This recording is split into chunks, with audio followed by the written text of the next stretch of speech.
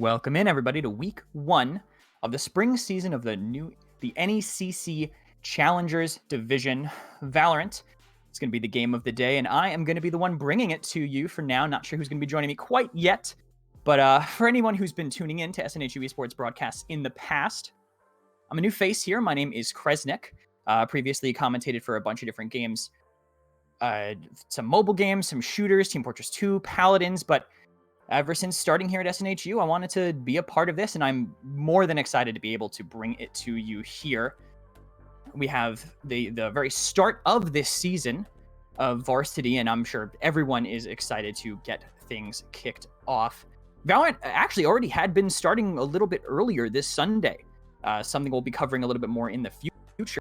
The first match happened for them for Face It. I believe that went pretty well, if I'm led to believe that, but we're going to be covering the first match of NECC. This is a new league, I believe, that we have run around into, but will be something that I hope we can thrive in, and we'll be able to continue to cover all of the different games that the NECC provide for us, whether that be Overwatch, Valorant, anything else in between, whether it be Rocket League or Smash Brothers. But seem to have someone just join the Discord to be here with me. Sutan, the coach of the team, is going to be here to kind of help me show the game to you. And I mean, how are you feeling today about this matchup? You've been able to actually look into the team that we're playing against tonight. Do you have any kind of idea of what you think is going to happen as we head into the game? Yeah, one thing I'm really honestly grateful for with the NECC, this is the first time for us being in this conference playing in esports, and they have different divisions, which I'm not accustomed to. And that's a great opportunity, just because sometimes you play against teams that are either way past your skill level or that are way below your skill level. And sometimes the games aren't as competitive, and there's a whole string of different events. But I'm really confident that it's going to be a good game today. And I know our guys have been playing for the last couple of weeks now, getting back into the swing of things with semester starting back up. But they've been practicing, they're prepared, they've been playing some official matches in other tournaments, so I'm ready to see them play. Yeah, actually, I have the split here of the divisions. There's about 10-ish teams in each one. Do you know roughly between the champions, challengers, emergents, what's the about rating that we're expecting to see the level of play in the challengers division? What qualified both of these teams to be in that division rank wise? This division, I believe, is between high plat, and low diamond. Okay. The one above is probably, I'm going to assume, immortal teams. We could take a solid guess, I think, and assume yeah, we can immortal to probably radiant. assume. If anyone radiant is wanting to compete, and if they're that good, there's no reason not to want to, I would say. But going out of NECC in general and going into Valorant as a whole, this is a game that I have not commentated before. I would like to think I have a solid baseline on it, just having watched shooters and having watched the game, but not having really the idea to commentate it for me. We are hopefully going to be able to slide into games soon. Map 1 will be Ascent. So we look into the agent selection here between the two. SNHU on the right. Looks like standard, I would say, in some things here from what I understand. Two duelists picked up. Reyna, I think, a little bit less commonly seen from what I understand from the general meta, but do you have any input on agent selection and why you would want to see this style of controller setup here on Ascent? Definitely. Well, in terms of the two duelists, I believe the meta currently is you run Jet 100% of the time, and Of course. then Reyna Phoenix is kind of vice versa. Mm-hmm. And we, as a team, we like to utilize all three depending on the map and what we really need out of our flashes. Sometimes we'll run the double flash. It depends on what we're really looking to do. And from this sort of setup, we primarily go with Omen as our primary smoke, but Brim has definitely seen himself played more in the meta, and it looks like both teams are going to be going Brim, in fact. Or He I just mean got a Omen. wall. He just got a wall of buffs, though, right? Or have those not been implemented yet? I remember hearing about something about like a minor rework to combat stim where it's more immediate. Has that actually been implemented, or has it not been, and that's why we're still seeing Omen being the more common pick? I believe it's because Omen has been actually receiving some smaller nerfs. I haven't seen the Brim buffs as of yet, but I know there's been a lot of talks about him getting buffed just because the playability was so low compared to before. Every team was running Omen, and it's still a challenge just because of I would say the versatility with Omen smokes, because you can be across the map and you can still throw it from pretty much anywhere. Whereas Brim, you're a little bit more confined in some spaces. Yeah, it's limited to where you are, right? You know, the radar, the map that you get, the little mini map only goes out so far to let you actually place those Brim smokes. If you see a smoke pop down, you're like, all right, well, Brim is at least this close, so we know they're going to execute here, unless this is just a really well-crafted fake, and if it is, we can hear them anyway. So it kind of gives a lot less information to the other team if you're the ones picking up that Omen, right? Of course, yeah, definitely. Yeah, and hiding information is so crucial in a game like this, where your execute is make or break. At the end of the day, right? You try to make a play happen. If you have to use extra utility to fake them out, then you don't have enough to go back to the other side if that's your plan at the end of the day. But the plan for the start of this round, in comparison, seems to be A site. We're all kind of stacking everybody here, as the good luck, have fun, good manners are being brought back and forth in chat. But it looks like kind of a weakness. Only that Raze is really in that connector between them, and we'll see if the Sova can withstand this rush as soon as SNHU breaks it down. So it does get a good dart off, able to pick up at least 3 or 4 bodies there. The shot from Pyro, excuse me, caught them out there. Having that Raze in that connector really ends up helping out. Cloudburst gets some space on the point. Cypher on the rotation, but just shut the door in his face. Not much he'll be able to do until that reopens. So the CC slow things down for now as they get ready for their execute on the side. But essentially, they're stacking the site. We have a few members here waiting for that, but there's a lot of time in the world for Alabama to get the lineup here. Paranoia comes in. It will force Easy back. Getting pushed on now. Finds the first one. That's his third in this round so far. His fourth on him, and SNHU. Weezy picks up 4. They told me to say clip it. I guess I'll pull it up for him. I'm sure that's going to be in a montage I see in that channel tomorrow. That's a great first round for Weezy. That's awesome. Great pickup there. I think we've been really working on our post-plan situations, and it was kind of a struggle because we were all stuck there around Generator, but they were able to make it work. It looks like they used the sound cue of the drop from their breach, and Weezy was able to get the double there, which was really nice. Yeah, it was just great positioning by him there in the end. Just also having that kind of crossfire set up. I mean, the breach dropped down, but he couldn't look both ways at once. That's how you have to play that kind of situation. You force them to look both ways, and Stinger in hand here for Jade. I remember when I started playing this game, this gun was bad. But from what I understand, things have changed pretty drastically from that point. Yeah, I definitely have seen more players pick this up. It looks like they went with a force here, and they're looking to use this economy that they just gained from that first round to try to win this. But they're playing slow, so they're just waiting, looking for a pick, I think. Yeah, and it looks like the adaptation from the other side, there's a couple people already set up here on a site. They expect similar aggression, but the SNHU players, they're holding here for now. They still want to execute here in a recon, it looks like. Got one of them found out, so they'll be able to react properly on their side. Absolutely no one on B, but great control by the Omen on the blue side right now. I think that the smokes he's being able to put down, the dark cover, has made it kind of difficult as this slow play happens, but now maybe some aggression. We see 2 people potentially pressuring up here in mid, but nothing really as of yet. The timer's running down. There's only 30 seconds. I mean, how long would do you think a normal execute on site is supposed to take? They can honestly get bombed down here in less than maybe 10 seconds if they time this accordingly. It looks like they get the trade, and honestly, if you're great about it, they're gonna get it down here in less than 15 seconds, and you can get it down in 5 seconds. It really depends on how the execute goes. Great door break from Frenchie there. That was great work from him. But, yeah, that was me finding out you could break that door for the first time. One enemy remains. He figured that out as well. He was kind of shocked. Another 2-piece just walks in to this connector and wipes them out there to clean things up for him. A great start to this, and he is inflamed knowing that he's on broadcast. Did he? I have to know. Did he play like this on Sunday? Weezy is a consistently strong player. Okay, good. I didn't know if he's one of those under pressure, make a diamond kind of players. No, he definitely loves the spotlight. He definitely loves the spotlight. As soon as the team heard that we were going to be streaming tonight, they got excited. They started seeing the player, some of our students come in our Discord, starting to watch the game, and they're excited to be on stream and have those fans come and support them.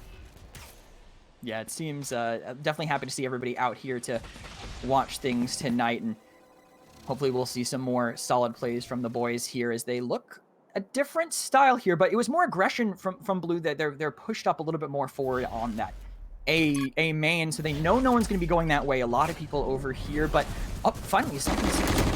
Stevie doesn't pick up the trick from the left, but SNHU ends up getting them. Yeah, it was good coverage there. Maybe bait, but a door gets shot right their way instantly. Gets broken. They can go through, but there is some breach knockup in their way as they try. The eyes are down. They trade one, but two more for them, and this B side is basically just a breach around the corner on the other side. And they get it cleared completely. It's just 3v1 at this point. They're waiting for the race to come in through market.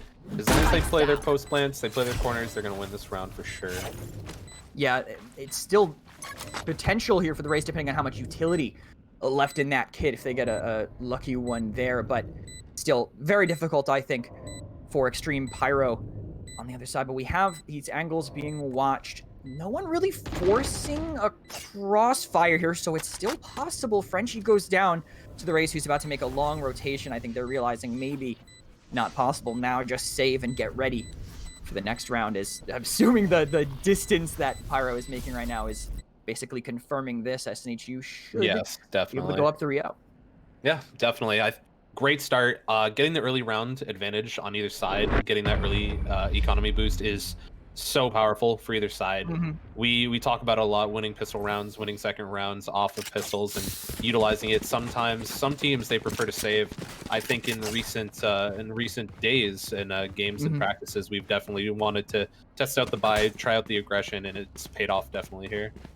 I think force buying, from what I understand, has gotten better with people picking up the SMGs a little bit more. I think that's kind of been a big part of it. But just I think there's also been, since I've last played, some rebalancing to the cost of utility. So just holding on to that economy lets you have full util more often, and util's important, like this Boombot.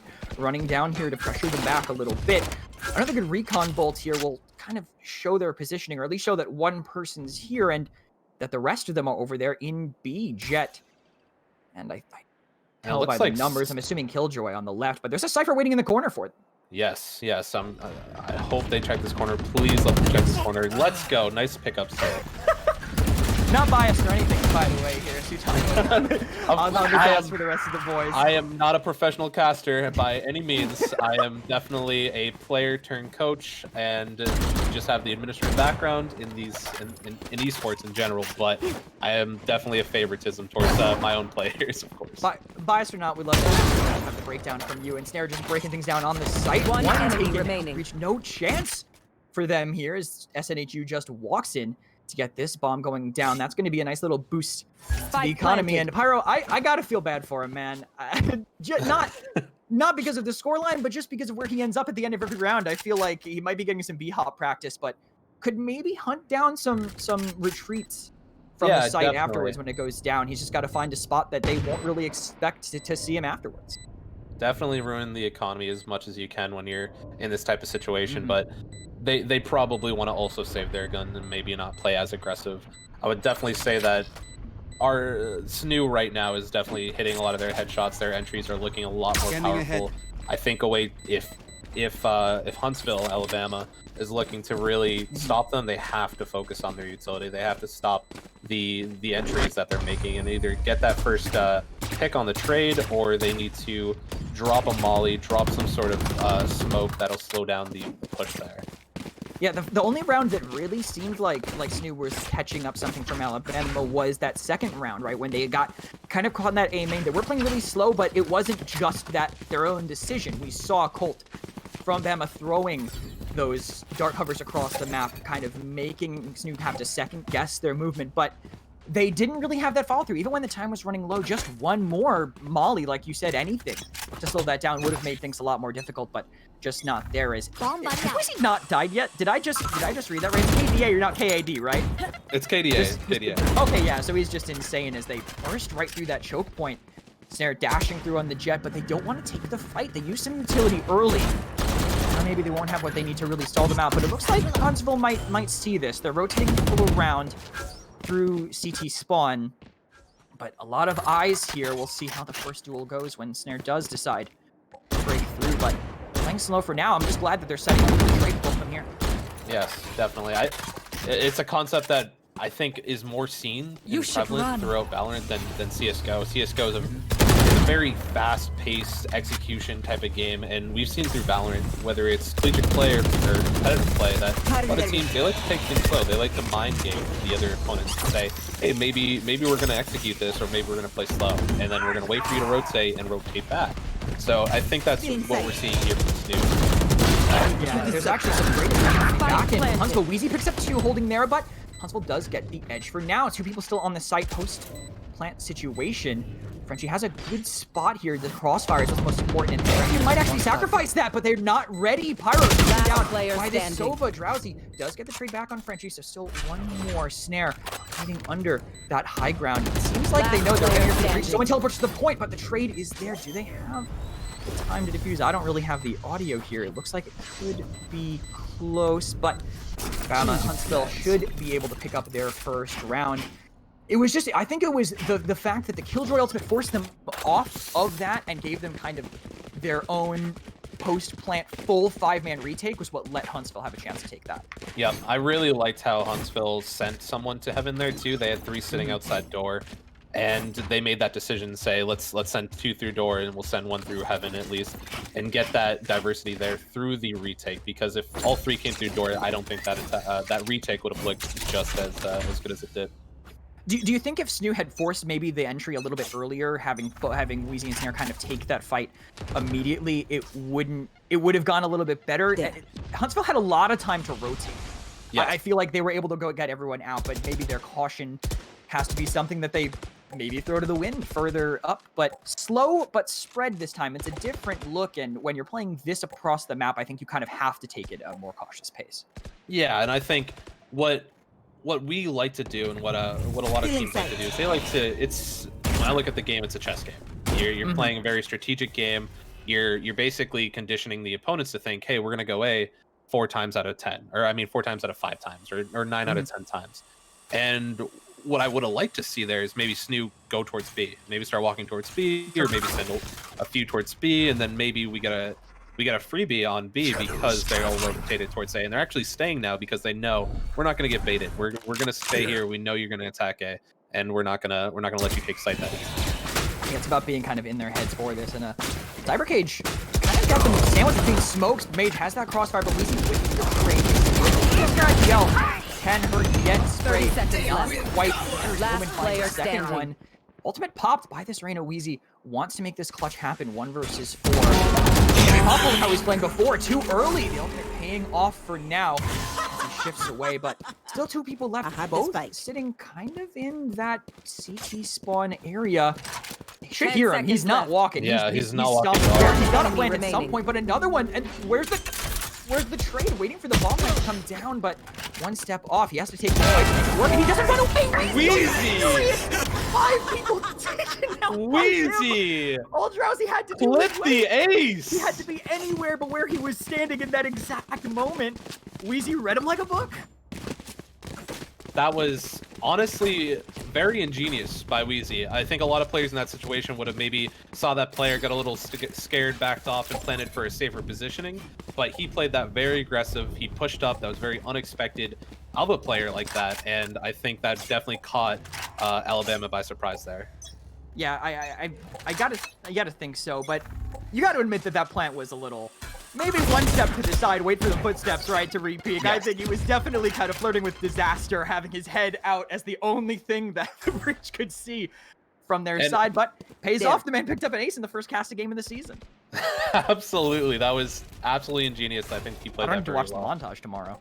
Whatever, if someone else edited, I don't need to catch up, because if I've already seen all the highlight plays from today, this is a different look from Huntsville. I want to point this out. Look at this aggression. I mean, Sova walks in guys lead, so that's Cypher is who I'm really paying attention to. This is a long flank, but now the Omen teleporting in zoned on the site. Everyone's here. You might not expect this long flank from Huntsville on the retake when it comes through. I really like that this Sova is coming back into wine. He's watching the flank now. They're playing 2 wine. They're coming back. And Zone's getting aggressive. I love the spacing that SNHU is getting right now. And that flank did end up paying off for Huntsville, but it's, again, now it's Mage versus the world. Not the easiest thing to do when you're an agent that really doesn't have that sort of entry style abilities, and it doesn't pay off for him. Frenchie able to find that one. Cypher's not really gonna break through anything, right? You know where he's coming from. If he throws a camera around the corner, it's no secret that he's gonna be approaching there from the back. Weezy 16-1 is an insane stat line to see. Absolutely. And there's nothing else I can say about it. Crazy performance from Weezy so far. I was unsure about the Reyna just because I had been, you know, in my studying up and my trying to be ready to break this game down. I was not hearing the most positive things about Reyna, at least in general metas, but when you're comfortable on an agent, it doesn't seem to matter how meta some people might think they are. Yeah, I agree with you there. I think when you look at Reyna, she's definitely more of that solo queue type of player. You play for yourself, but if you're strong, if you're comfortable on it, you know how to play the... Wow. Just wow. The double kill, I mean, I think it had a team kill attached to it, but still, I don't mean to cut you off, but it was a great play. No, that was absolutely fantastic. And that's going to help Huntsville stabilize, which I think they've needed with how clean SNHU's executes have looked so far. But Zone and Jade, they're the only ones left. They're going to try to get onto this site. They've kind of caught an opening. No one else is really here, so the plant should be able to go down, but about how Huntsville can retake with a pretty big numbers. Yep. Looks like 3 of them is going to be coming in from CT side. I'm not too sure about that. They have the Killjoy ultimate though, so they're gonna slow them down enough. They're gonna have to walk into this detain unless they can actually find it here. Shock Dart does not manage to connect his zone. It's kind of just spots them out. They see the jiggle piece, but they don't want to walk in, and now they have to do a smoke. Great spray from zone. Last player standing. Able to get the next one there. Just Jade on this site finds one. Enemy One here to go in. Jade cleans up the second one. Just patience now. Bomb's getting close. Even if you give up your life for it, it's worth it to get the round. Sova wants to down this kill, but they're going to give Jade the triple instead. 3 for him in this round. Fantastic play there in the end. A 2 versus 4 situation. They managed to turn around with great use of their ultimates. Great use of ultimates and great use of utility. The smoke there was absolutely key. That slowed them down. As soon as the Killjoy ultimate had ended there, you saw the entire Alabama Huntsville team just push in together. And it was looking to be a great retake. They were going to come in with the 4v2 situation, but because of that smoke, Zone was able to get a free kill through the smoke. Just spray through the smoke, and Jade was able to just pick up the last 3. Very well clutch play. I thought they played well together. Yeah, agreed 100%. That utility they were able to use was, I think, absolutely crucial. Interesting to see that flash come in and nothing really come out of it. The Russian not really followed up from Huntsville as a rotation mid is going to be the play for SNHU Fadisi. I'm not sure how to say his name, but he's picking up 2. I'm going to have to learn how to say it if he's going to keep playing like that. His second double in a row for Huntsville, but it hasn't been quite enough yet. SNHU making their way in. They do lose their Sova on the side of Huntsville. They don't know. Can't get the spray transfer, but does get one more and sets up Jade to pick up the next one here. That Omen will not be able to make it happen. 2 versus 2. Last player have the spike, but the long distance fight will go the way of Huntsville for now. I'm very surprised. I'm not entirely sure what the opponent situation is like. Very well played there from Jade. But seeing 2 marshals come out from the CT side from Huntsville, it just didn't seem like the best option for them, but they obviously proved me wrong right there with 3 picks right off the bat. So they could essentially take this with a save round. 30 seconds left. Yeah, it's definitely doable for them. It depends on how they kind of read each other here. The breach is noticed probably there is no one nearby, so it's time to hunt. They know a lot of SNHU is in mid, so they know that Jade must have rotated there from somewhere. Slow clear here, but Jade's going to have to get on this site. Soon the turret will provide some cover for now, but it doesn't look like the read is here. I don't know if they know anything about the situation, but now he's going to have to walk through hell to make it into this site. Honestly, every piece of Killjoy utility is in the way. The breach does now realize, but Jade in another clutch situation in the same exact spot. He looked pretty comfortable here before. What's the best way that Drowsy on the breach could approach this site? Well, he's probably gonna come through stairs here and see this turret, but there's no way to know really where Jade is, and I think Jade's holding a really comfortable and good position. That would be right there. Good catch on the nanite to finish it. Drowsy tries to drop down, and another clutch for Jade in a row. Just looking so comfortable on the backside of that site, pushing SNHU up even further. here advantage-wise. Huntsville is kind of waking up. They're able to get more of an advantage on them, but it looks like their read on the game, at least in the micro, is just not up to what SNHU were able to do in the moment.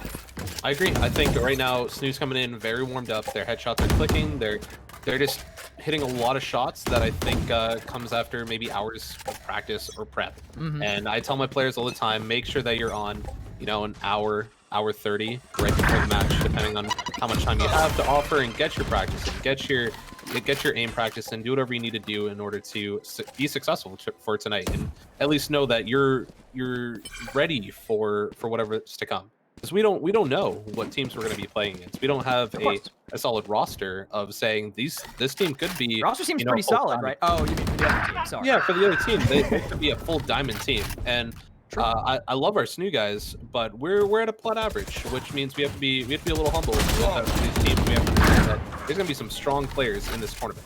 We need to be prepared. We need to be ready, and we need to understand that we need to have a plan in order to succeed in these games. Yeah, and I think understanding the level is crucial too, because at this level you want to go in more with your own game plan than another. I think you want to execute to your comfort, as long as it's not, you know, so wildly out of the meta that there's really nothing you can do. I loved how you mentioned being humble as soon as Snare just kind of ran in and took a duel. Like, that's not humble play, but humble mentality maybe helps when things when the going potentially gets tough. Fidisi on the other side on Huntsville does trade out Wheezy. Again, Wheezy's reign of terror maybe stopped, or at least slowed for now, but I definitely doesn't know that Snare is here. One enemy remaining as well. Traded out. Now things are just down to Colt the Omen to make this happen, but it's still not looking like the easiest matchup in the world here, with potential lightning raining down on him from above, and now only 10 HP and a dream, but it might be a nightmare with Frenchie trying to get aggressive here. He's ready for this, it looks like, but he just tosses out. He just spends some utility and runs away from the site. I guess he wanted to spend those 100 or so credits in the next round. I don't know why he wanted to waste that. I don't know why he wanted to intimidation factor? You never know, right? Could have been. Definitely could have been.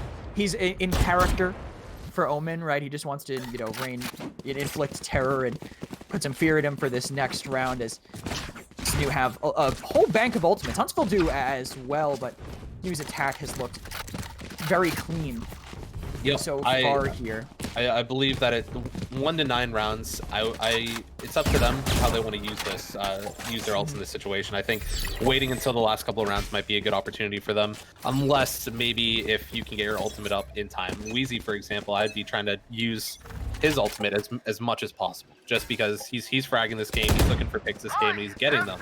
He should try to be using his ult as much as possible, and definitely. Not really an execute ultimate, right? Yeah. It's like a utility. I'm going to just duel you and win this trade ultimate, but an execute ultimate, more of an execution one on the other side. But he does get traded by Weesey, who gets aggressive on the side. Killjoy ultimate used again, so they do decide to spend some resources here for this push to make it onto site, get rid of that bomb bot as well. But it is still a 4v4, and then get the advantage zone. The IGL picked off by the op from the high ground. He pushes into them, even though he only gets one. It puts the fear of God in him a little bit. So they go to move back into that. Player standing. They catch this flank. Colt finds another, and it's all down to again. Weezy looks to be blind. And they can't find him. The blind doesn't really end up mattering for the trade, but they have the numbers to overwhelm him here. They give up that defuse just to get a little bit more credits in the hands of where they might need them, as Mage considers if he has a better skin than him or not. He's just skin shopping at this point. Of course. The zone was spending a lot of time pre-game making sure that the skins he was bringing into this match was the skins he wanted. So hopefully they get to go on stream a little bit and he gets to show them off. Yeah, well, make sure we never watch zone so he gets he regrets it a little bit later. But 2 ultimates up for each team here. They need to spend it now, because you lose it if you don't use it. The Hunter's Fury could be the way they want to set up, but Huntsville are always kind of late. It's not like you're going to get any really explosive Sova ultimates if you choose to use it here, but better to use it, I think, here than not use it at all. I think start and execute, find out where they are, and then use that to see if you can get one on free frag or not. Of course. And looking at this team, it's really good if going into the half, just because we chatted about this a little bit before the early game, but this map is definitely CT sided. I would say about 4 out of 5 maps is CT sided, excluding KP. And going into T side, being up 9-2, potentially 10-2 or 9-3 is a very tremendous feat for SNHU. I think they're going to be looking pretty good going into CT. Yeah, Fidisi, I gotta mention while you were talking, had a very, I think, solid play coming out from him to keep them in it for now, but still, like you mentioned, it's a CT-sided map. Attacking on here will be very difficult, and it's a mountain to climb for Huntsville. But SNHU, they are looking poised, I think, to potentially take this map and move us to the next one, but still have pistol rounds and more to go from there. For defensive strategy for this, do you have to keep it kind of spread out and leave yourself weak to the potential rush, right? Just in case they try to take it, you have to have everyone be able to rotate to counter that if possible. Yeah, I would say a lot of teams on this map, a standard defense is definitely one on each site, 1A, 1B. You have one play middle, one market, and then one cat. And that's what we're really seeing from SNHU. It looks like Zone is posturing a little bit towards mid to help out Frenchie here on the Sova in case they come up mid. And it's an easy rotate over to market door just to look into B main and see if anybody's coming. But it's a pretty standard defense, and they're holding strong. They're not right now. Yeah, not the same rush strategy that SNHU used on their initial A, but it looks like A will still be the point of attack. Huntsville have 3 people here, including the spike. About Fidisi's back, and I don't know if you. I mean, he's been fragging for them. I don't know. Maybe you just give the spike to someone else. Let the man go in and make an attempt on the fraggers on the side of SNHU. But still an even split. Dark cover goes in. I think they might think they're more passive than they thought, but now they're just kind of sandwiched, and this lets them have that space in mid. They don't know that they have their Omen there watching that space, and now it looks like a full rotation potentially from Huntsville. Or they could be bleeding too much time, but they have enough to make an execute still happen. It's it takes a little bit more time to get onto B than to A. Definitely, they can still make it work in that 10 to 15 second time range, but they're gonna be going through this utility from the Killjoy. Are they gonna make it through that, through the mollies, through the turret, and still be able to plant? That's really the question here.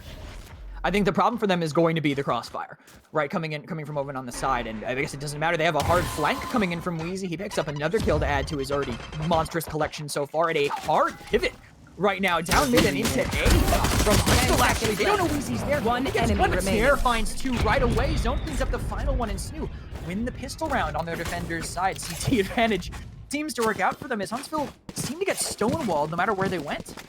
That was a very good poise, as you said it before. It was very calm, situated from SNHU there. That's exactly the way that we want to play against a team like this. Who, if you're a team that's playing slow, you're looking for picks. You don't want to peek them. You don't want to play aggressive. You don't want to give them the opportunity to try to get on a site for free and get that easy pick. You want to force them to try to peek into you. And that's exactly what SNHU's doing. We're playing safe angles. We're waiting for them to push in. And then if they're going to make plays like that are going to take a long time, then they're going to have no time to plant, and we're going to abuse that. So well played there from SNHU. Very well calmed. Well, you're talking about being defensive, playing safe, and Wheezy just walks right through a dark cover. Zone picks up another one, both of them piloting those stingers to get those picks as they get another one from Frenchie. Feeling sight. Cleaning that up. Everyone's going to pick up one so far in this round, it seems. There's only 2 members of Huntsville remain, but one's in mid. I definitely don't know he's in that angle in particular. Oh, jump shot from jumping. One enemy remaining.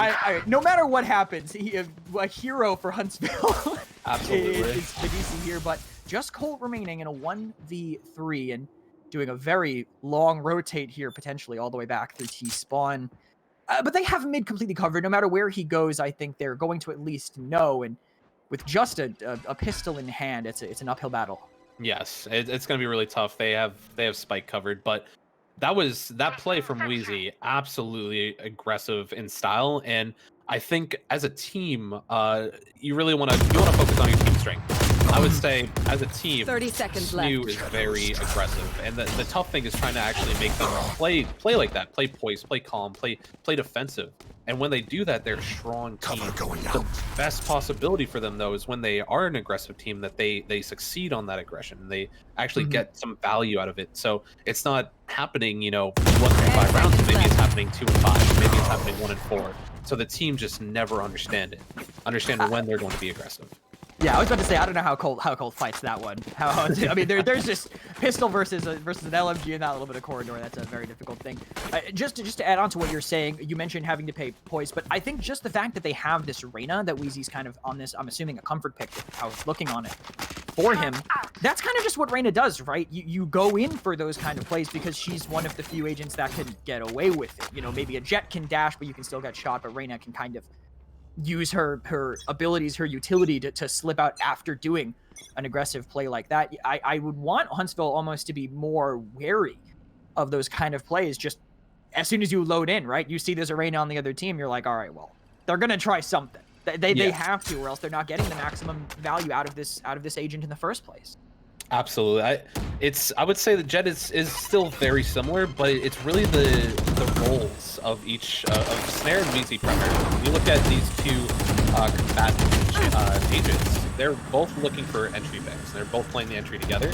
Having the duo that goes in together, Snare is usually the one that's going in first, and he's the one that's, you know, picking up locations, picking up callouts, and then he's going down. Wheezy in this situation has been able to really utilize that information and really just pick up the kills that pretty much Snare points out to him. And it can go vice versa. Some games, you know, Wheezy can be that one man going in, Snare can be that too. So we see both of them consistently usually pop off and really use each other to gain leverage in these matches. And right now it's really looking like Wheezy's the one coming out. Working off of your teammate in aggressive play like that, it lets you set the tempo so much, because if you have better synergy on that kind of aggression, it's so hard to keep up with. Aggression, you set the tempo for the game, it's almost impossible to really keep up with. Defense on the side of SNHU here on the A side looks all right, but they do lose a lot of their coverage on B. They know they need to rotate, but Snare walks right into Drowsy, it looked like, on that breach in the way. So this rotation has to be longer here. Snare will fall, but still 2 left. They still manage to have 2 versus 2 now, and an Empress popped by Wheezy. The man's hungry for a good aggressive push. He wants the clips. He definitely wants the clips. I mean, he's got plenty from this one already. Did whoever's editing his videos, if it's him or not, give him a break for now. But they don't realize the site's been clear, but they know the kind of situation. One enemy remaining coming in, but Drowsy's not ready. Wheezy aggressive enough on the site. Yeah, last player standing over there. Just Colt remaining for them, and Wheezy another 4K for him. They got halfway through that defuse, so no time really needed for him. And Stewart are 1 point off from making it happen here on map number 1. Yeah, I love that play. I love them going in on the same side, on the stairs, clearing out the site together. And I don't really understand the Huntsville play there. I don't really like both of them coming off the site. In some situations, maybe it's kind of a trick play, but you're down 3-11. I think it would be better to hold the spot, hold the each side, and then get the pick as they come in, instead of playing a little bit more, I guess, aggressive for them. Would you consider that the Valorant equivalent of a ding-dong ditch? Yeah. Just drop the bomb on the site and giggle and run away and see if you can pull a trick on them as they try to come back in. Kind of one-sided, I would say, mid control right now from Huntsville. They still have 2 in A main, so A definitely looks like the target of the execute, but they lost someone immediately there on the far side. And Snare actually, he wants to maybe fight, but spends a dash to back off. As we watch the B side, Jade has some decent coverage, but FDC, as I've been corrected on his name, does take down Zone. So still even right now, as Frenchie ends up trading it back out. Omen down on their side. Not a ton of, no ultimates up at all. We're just that early in the game here, and Huntsville are kind of floundering in mid, looking for some space to take. Yep. Spacing, very huge, very big. One enemy remaining. Looks like it doesn't look too well for Huntsville right now. They only got 1 player. It's a 1v4. It's looking really strong for SNHU right now. Yeah, and they have great coverage on this B side as well. The spike is in the hands of their Raze, who wants to make something happen, but we see all this utility on the map on that site. It's going to be so hard to get through. It looks like they might have an inkling 30 seconds of where left. he is as well, with Snare making this rotate. But now they hear him. He's walking into the site. It's Jade versus the Raze on this Killjoy versus that Raze. He wins it. Defenders and the first map will go in the hands of SNHU. It was a strong game from them, I think, start to finish. Issues there maybe near the end of their attacking round, but the start that they had on what most would consider a CT-sided map, I think, was fantastic. I absolutely agree. And you just look at the impact that Wheezy has just looking at this after the scoreboard. 28, 8, and 8. And you look down at the next 3 players on that scoreboard is all from Alabama. They're playing well. It's not like they're not playing up to par, but Wheezy's just playing on another level right now. That's really bringing the entire team up. Yeah, I think this might even be, if maybe Huntsville isn't super comfortable on this map. It's hard to say that. I think if one player has a really pop-off game, it's honestly better for Huntsville, because you can say, all right, their Reyna literally opened his third eye. He awoken. What were we supposed to do when a player performs that well? They can kind of shake it off and move on to the next one. But maybe that doesn't matter if Wheezy keeps his form, right? Maybe he is just a piece of coal that as soon as he's on stream is a diamond. Once that pressure gets onto him, then it's going to be really hard for them to kind of turn around. I want to say the next map is Bind, and it looks like Colt in the chat will confirm that for me. I'm not sure if you guys can see that on the stream, but we do have that game feed for us. But we'll be heading on to Bind whenever the players are ready, but of course they can have their own little break, take a breather, get a drink, and I think me and Sutan might do the same thing. You guys were hanging out. We will be right back.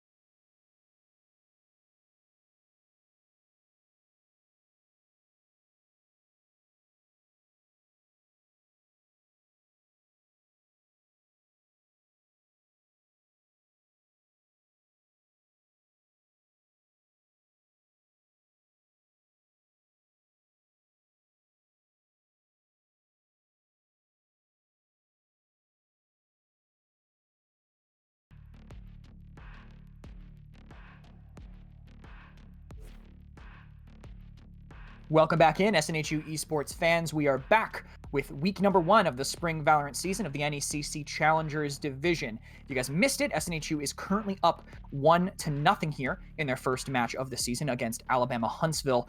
And I mean, a monstrous performance by Wheezy. I'm joined here by the coach of the team, Sweeton. And I mean, what do you, I can say, what do you expect to see on Bind? You're the coach. You know what you're expecting, at least from one side of it, but we didn't get a chance to see the, looks like the agent selection, but it looks like more of the same, except a switch from zoned over to that brimstone. What makes the difference on this map?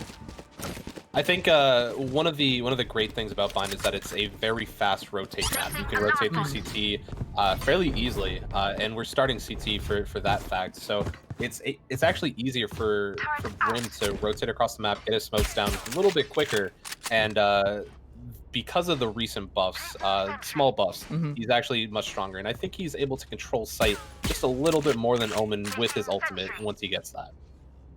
Yeah, but it seems like Huntsville have still kind of leaned on their Omen. I mean, Omen has been a mainstay in competitive professional play for so long. You can pretty much play him almost anywhere. It looks like another switch up actually on the side of Huntsville as well. We have a Phoenix coming in instead, but Mage here on the Cypher won't be rising from the ashes anytime soon. Snare takes him down early in this round, and the execution trying to come through. I want to say that's Hookah. It's been a hot minute since I've had to say that name, but they're all stacking over there on that side with the spike, and the cover comes in, but Huntsville go out, and it looks like they might be changing their plan of attack.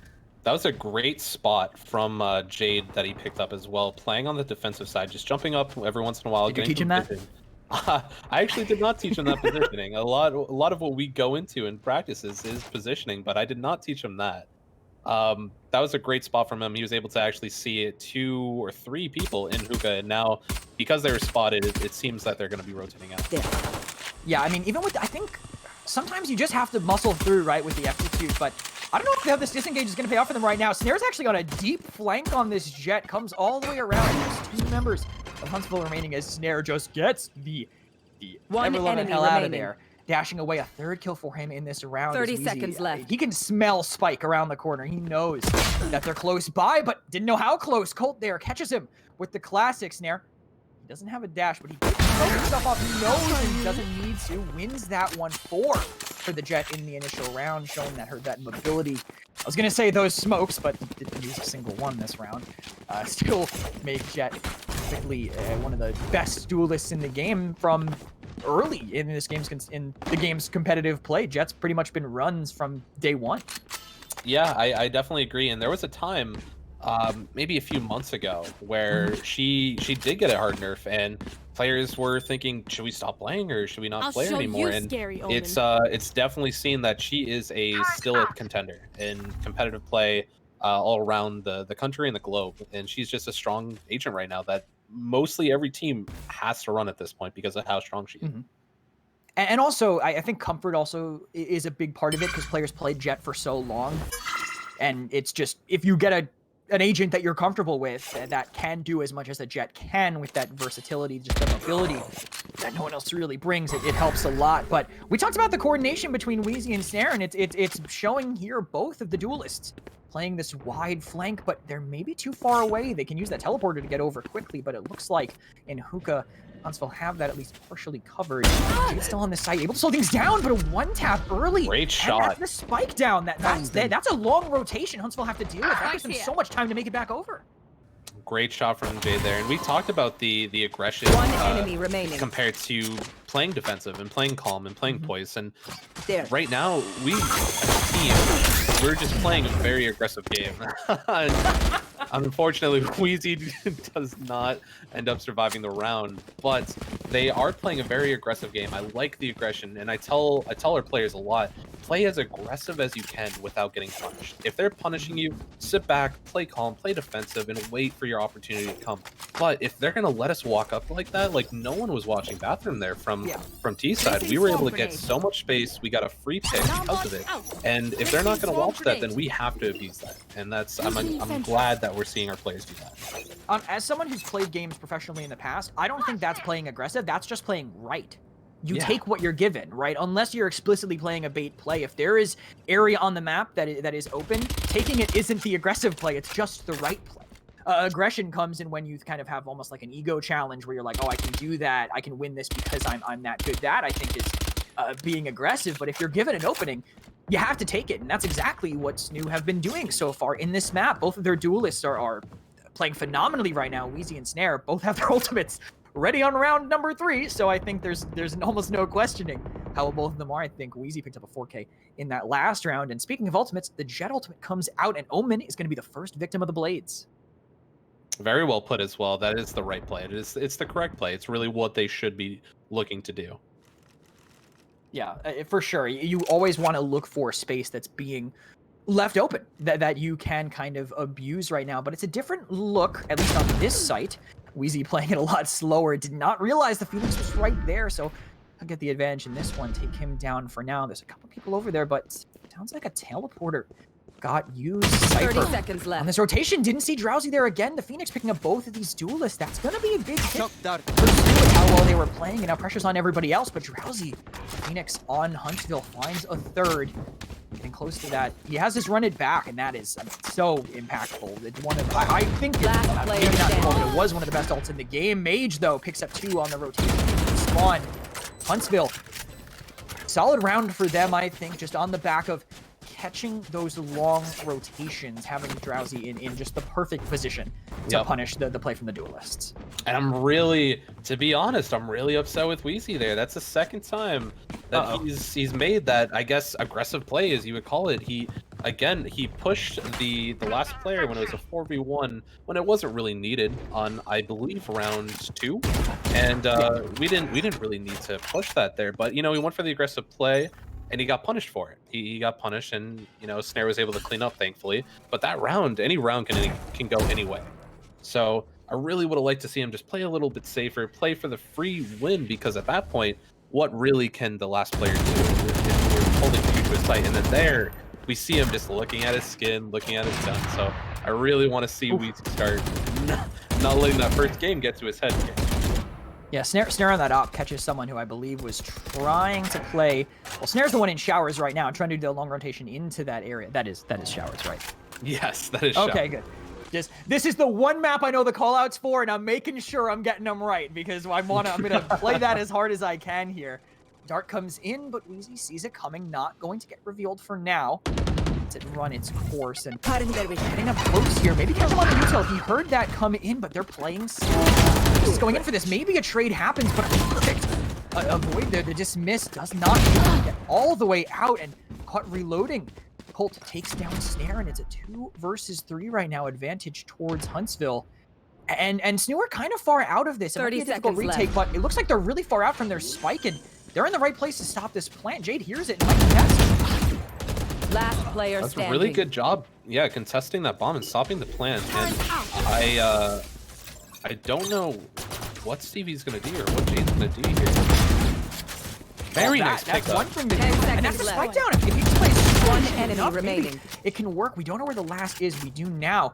It's the Omen behind. He probably hears him walks into the cover. Jade almost don't like that at all. Had to play a little bit slower. The bomb was down. He knew where the spike was. Just play a little bait and switch, I think, with the Omen from that point on, right? I agree. I completely agree. I think Jade there, he could have just ran away, ran maybe towards long. That would have been the safest play, or even into elbow. You have a little bit of sight on the bomb there, on the spike there, and you're able to just win the round. There's only 4 or 5 seconds left, but unfortunately, we're making a little bit of I think plays poor decision making here that we're not used to seeing, at least from round 1 of this tournament. I think a part of it is lack of information. There was really no way for Jade to know where that Omen was coming from until he took that fight. And I think at that point he figured, all right, well, I'm already out here. What am I doing from this point on, right? I kind of have to fight it. But the boom bot gives them away inside Fujo. Looks like the cluster bomb doesn't really find anyone else. They know that someone's in there. They don't necessarily know that Frenchie's up in that corner, but they're a little afraid. They don't want to they want to go too far forward and take a duel, as Jade is holding very close with his shotgun, potentially catching someone in, but Snare caught in showers, and now it's just on, I believe it's zoned on the brim to slow things down on the A-take when they go in, but Wheezy catches FTC on the way in. This looks like a force from SNHU as well. It looks like they bought up some of the stuff with Frenzies. Unfortunate shots there from Jade. Yeah, Almost difficult. getting the That pickup. trade could have gone their way, but when you run a shotgun like that, especially a pump, I mean, if you miss it, it's over. Unless the other person beefs so horrendously that you get a chance to get a second one. You gotta hope for that, but it's not always work out that way. Plant going down on B side. It's gonna be Spike a long planted. rotation for SNHU if they decide to contest it. I mean, you've forced bot.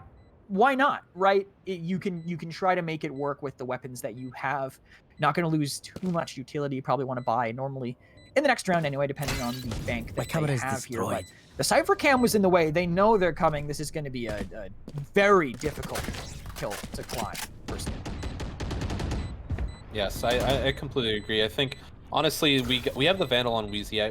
If anything, we might want to look to save. They're probably looking for Last player but standing. Wheezy's getting pretty aggressive there, looking for a pickup, and it looks like Zone wants to try to go for a play here. Could be, I mean, maybe a ninja if he wanted to go for anything, but now he's just chasing somebody down on the teleporter, switching weapons, wanting to get a knife, and they just steal an op out of it. What a way, what a gift under the Christmas tree. A couple months late, but still gonna end up in the hands of Snare as they do buy up a little bit with what they have. Some armors across the board. Zone's only gonna have to live with a light, but those are the sacrifices you make as an IGL, where you're like, all right, everybody else do what you want. I'll make do. Give that op up and make it work from there. But a lot of guns in the hands of Huntsville on the other side, and this is a very successful T side or attacker's side for Huntsville so far on a map that we think historically tends to be CT sided from what I understand. I asked earlier what the sides of the map were, and they told me, well, every T-sided map is banned, so I'll just say that for all of them from this point on. But right now, mid stack from Huntsville, they can go either way, but it looks like maybe a leaning towards A for now. Yeah, they're definitely leaning towards A short. They're looking for a pick in the smoke, it looks like, and I don't really know if they're going to push out through showers, because Raze has some really good positioning up towards showers right now. But I like how SNHU is playing. They're playing a little bit more defensive, a little bit more back, and they have the op on Snare in heaven, so they're going to look to use that. And they get that first pick early, but the running back gets Drowsy one here and no trade back there because of that ultimate. The aggression from Huntsville on the back of that ult was fantastic, and it's getting them a lot of space here on the A site. The rotation is now starting to come in, but look at this long rotate from Cypher there on the B side. Maybe they catch him on the way in. I don't know if they know, but everyone's taking the teleporter going out. Mage actually wins that one, but Jade gets the other one on their side. Z-Bend not going to end up 30 trading out seconds for left. anybody as they all run away through the teleporter, and we're stuck in an almost identical situation from last time. They're planting on the site. They have to go through their own spawn to actually fight it, because map control in mid is just not really going towards them. I agree. I think SNHU's giving up a lot of space here. Unfortunately, they're not winning a lot of the gunfights as Alabama is pushing in, and it's definitely showing with these 4v2, 3v2 situations right now. Yeah, and it's just Jade here. We've seen Jade clutch before, but this is very difficult because they know exactly where he's going to be coming from. FPC, the MVP, I would say, for Huntsville round in map number 1, pulls it back to find 3 there for them in a 4-2 lead coming in from them right now. Looks like they're bought up all the way. Looks like we're seeing a partial save out of SNHU. Only people with some cash in their pocket, Snare and Jade, going to get a little bit of something, but actually Wheezy, I know that silhouette. Like the force. They might like the force, definitely. Maybe they had a decent amount on Zoned and Frenchie, and they are going to buy up here, but it's a full buy, full stack coming out from Huntsville. It's not really going to hurt their economy that much if they lose it. No, I think it's a good call here from Zone. He's looking to go for the half buy. He wants to try to pick up some guns. I mean, if they get a few picks, they could pick up some Vandals, maybe an op if they're lucky. And having that would be crucial. We've seen what Snare can do with it earlier, but right now Mage close. They want to take that fight together. Maybe a small disconnect there. Frenchie not willing to push off of that, off of Wheezy's aggression, so Mage getting out safely here, but the Brim Smoke almost perfect, but the gun not able to finish that off. Tag slows him down, but the control from Hookah is great from them, but Wallbang almost comes in to trade things back out, and they're forcing them off of the site. They're doing a long rotate to go to try to take A. Yeah, I think Alabama's using their rotates very wisely. It's very, as I said before, the map, it's a fairly decent sized map, but because the rotates are so quick, it's just very easy to get around on this map through the teleporters, through Spike CT planted. side. It's just such a quick map to rotate from. So we're seeing both teams pretty much just run through a marathon at this point. Yeah, it's very difficult to utilize those teleporters, I think, a little bit later when it's kind of a low situation when the sound can really give you away.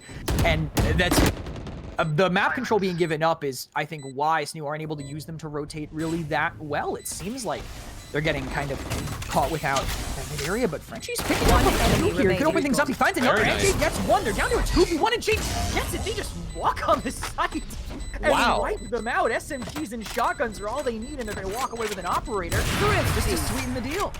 Gun. Very well played from them. I think they honestly got a little lucky coming in there. I don't know if the person playing in U-Haul there was reloading, but Frenchie was able to pick up that kill fairly easily and just walk on his site for free almost. I believe no one saw Jade coming from showers as well. Yeah, Jade was holding on that long teleporter, the one that goes from B to A, by that door early, so I think just the angle that he took for the retake really caught them off guard. I mean, you're not expecting a Killjoy to be coming in from behind you, basically, when you from shower side, when you already have that being held. But looking at this, the hold that they have here, all the utility is spread around A site, and mind readers on Huntsville, or at least just predictors of what's going to happen, they choose to go towards B. It's just Brim and Sova there, 4 people there, and Drowsy catches Wheezy in mid. Well, actually, not even in mid, all the way back, just a long duel he was able to win. And Drowsy from more, it's a 4v2 on the other side, and that's where things are going to be the most important, especially with Zone going down as well. Nice pickup there from Snare. I really like how Huntsville is playing this. They're having one person play as a lurker here in 41 sites, so playing a 4-1. Very nice pickup also from Frenchie. Yeah, don't bring a gun to a knife fight. That's what he just learned right there as Hunter's Fury comes out. Not finding anyone just yet. He's spamming the default spots, but FTC saw, FTC knew what was happening. They were held in other positions. Snare, though. Snare. With the daggers, gets the full refill there, and Jade gets another. Jade is just clutching a lot of these fights for SNHU. Don't know quite where he is, but they have some utility to slow him down if he tries to come back. Last player standing. Colt comes back in there near the very end, came in on the back door, caught him holding up top. A teleporter used just to get another gun, but that retake was great. Jade maybe could have played more patient, but I think I understand pushing the pace a little bit there, considering how quickly Snare had died right before. And I think Snare put a lot of his eggs in one basket, just really paying attention to elbow there. Really just at the last second looked towards CT door on the site and then realized, oh, he's there. Ended up missing his shots, unfortunately, but it was almost a great retake there for SNHU. I think Alabama, they just look more composed on this map. They seem to like this map a little bit more. Their attacks are looking good. They're just looking comfortable on this map. I agree. I think their executes are what's really, for me, separating them right now, but mechanical skill can come into it too. Zone picks up 2 where he was dueling over there by mid. He wants more too, but look at this. He's opening the door for Jade. Walks right through Hookah, cleans up 2 more, and a thrifty win. Great timing. Great timing. Doesn't matter how good your executes are, sometimes you get caught with your pants down, and SNHU really abused that. Definitely. That was great timing by Jade. The most appropriate time to peek. It was just beautifully played by both of them. Yeah, 100%. I think having them turn, even if that was just a bait, right? He gets those 2 kills and then just peeks. He doesn't want to kill anyone. Zone isn't thinking, I'm going to 1v4 right now. He's thinking, I'm going to make everybody worry about this angle that I'm peeking from. And that opens the door for my team. And you're looking at the scoreboard now, and Jade is leading the pack right now with 9 kills. And I mean, I don't know who the normal star players are for this team. I had guessed it was Wheezy from game number 1, but Jade seems to be really putting on a clinic. So I heard our producer laugh, so I wasn't sure if I said something wrong. I'm not sure if I made a if Wheezy just had his first good game in a while, but I mean, he's had decent form, at least in the earlier rounds, and Snare finds another one as Colt gets picked off. Very well, yep. I wouldn't say that there is any one star of this team. We're definitely a team-minded, team philosophy type of team, and everybody knows that. Everybody has their games, and everybody has their pop-off games. And I tell them, I say, if somebody's having a great game, just let them do them. Try to let them be in most appropriate situation for them to really carry the team this game, because it could be anyone. It could be Snare, it could be Wheezy, it could be Zoned, it could be any single person on this team. If they're having a great game, they're going to continue to have a great game, most likely in the same game. We just need to support them as best as we can. Yeah, I mean, I think it's important that you don't necessarily compromise your plans 30 seconds to left. let that happen, but you don't necessarily, you can adjust to help people that are maybe struggling and enable your players who are popping off a little bit more. 3 stacking hookah right now. 2 are rotating over here. Looks like Wheezy and Data ready there, but a run it back might open things up. A quick peek from FDC with that op. Will take down Jade, so things may be more difficult. 10 seconds left. Mid-dash is Snare, but the time is running down. They'll get to the site now. They can't do it. FDC is doing a good job here with this off, but just not able to find that last trade. Just Frenchie now remaining for SNHU. The plant almost got stopped, but not able to get the damage on the wall penetration here. This is such a tough fight for Frenchie. And not only are there 2 people trained on the one door he's going to come from, there's an op. And FGC has not moved in about 10 seconds and won't need to move much longer. Pyro's the one who pushes and finds that one instead.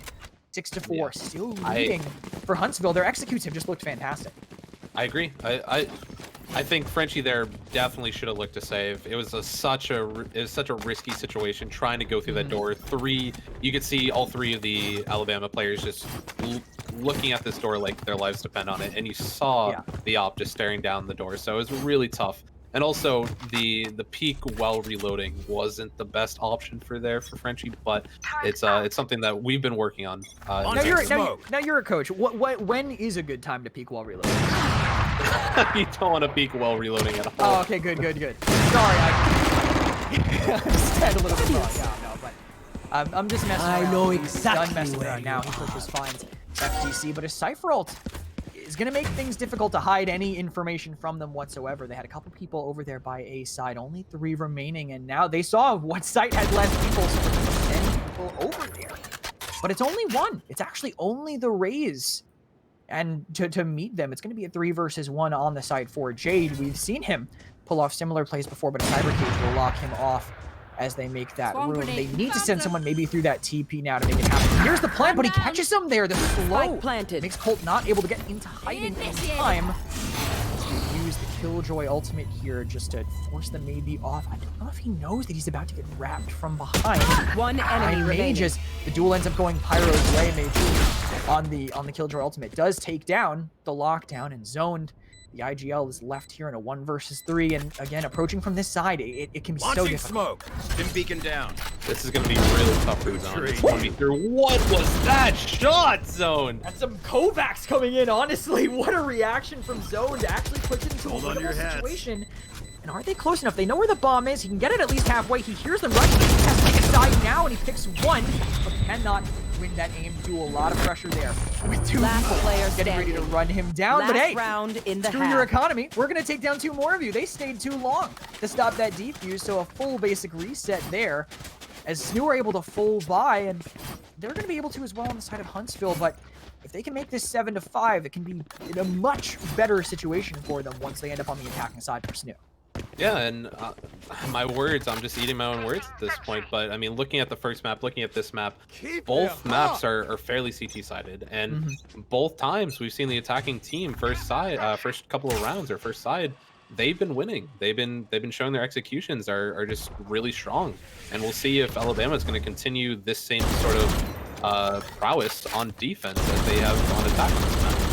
Yeah, it could just be a strong comfort map for them. It's kind of letting Drowsy wake up a lot here on this Phoenix as a player who I think has been very good, very proficient at shutting down the duelists on the side of SNHU. But looking at this hold, looks like it's going to be an A site take, so we'll keep the camera here for now. Drowsy, again, he's feeling it, so he's the one pushing out, and Snare will be the one to meet him.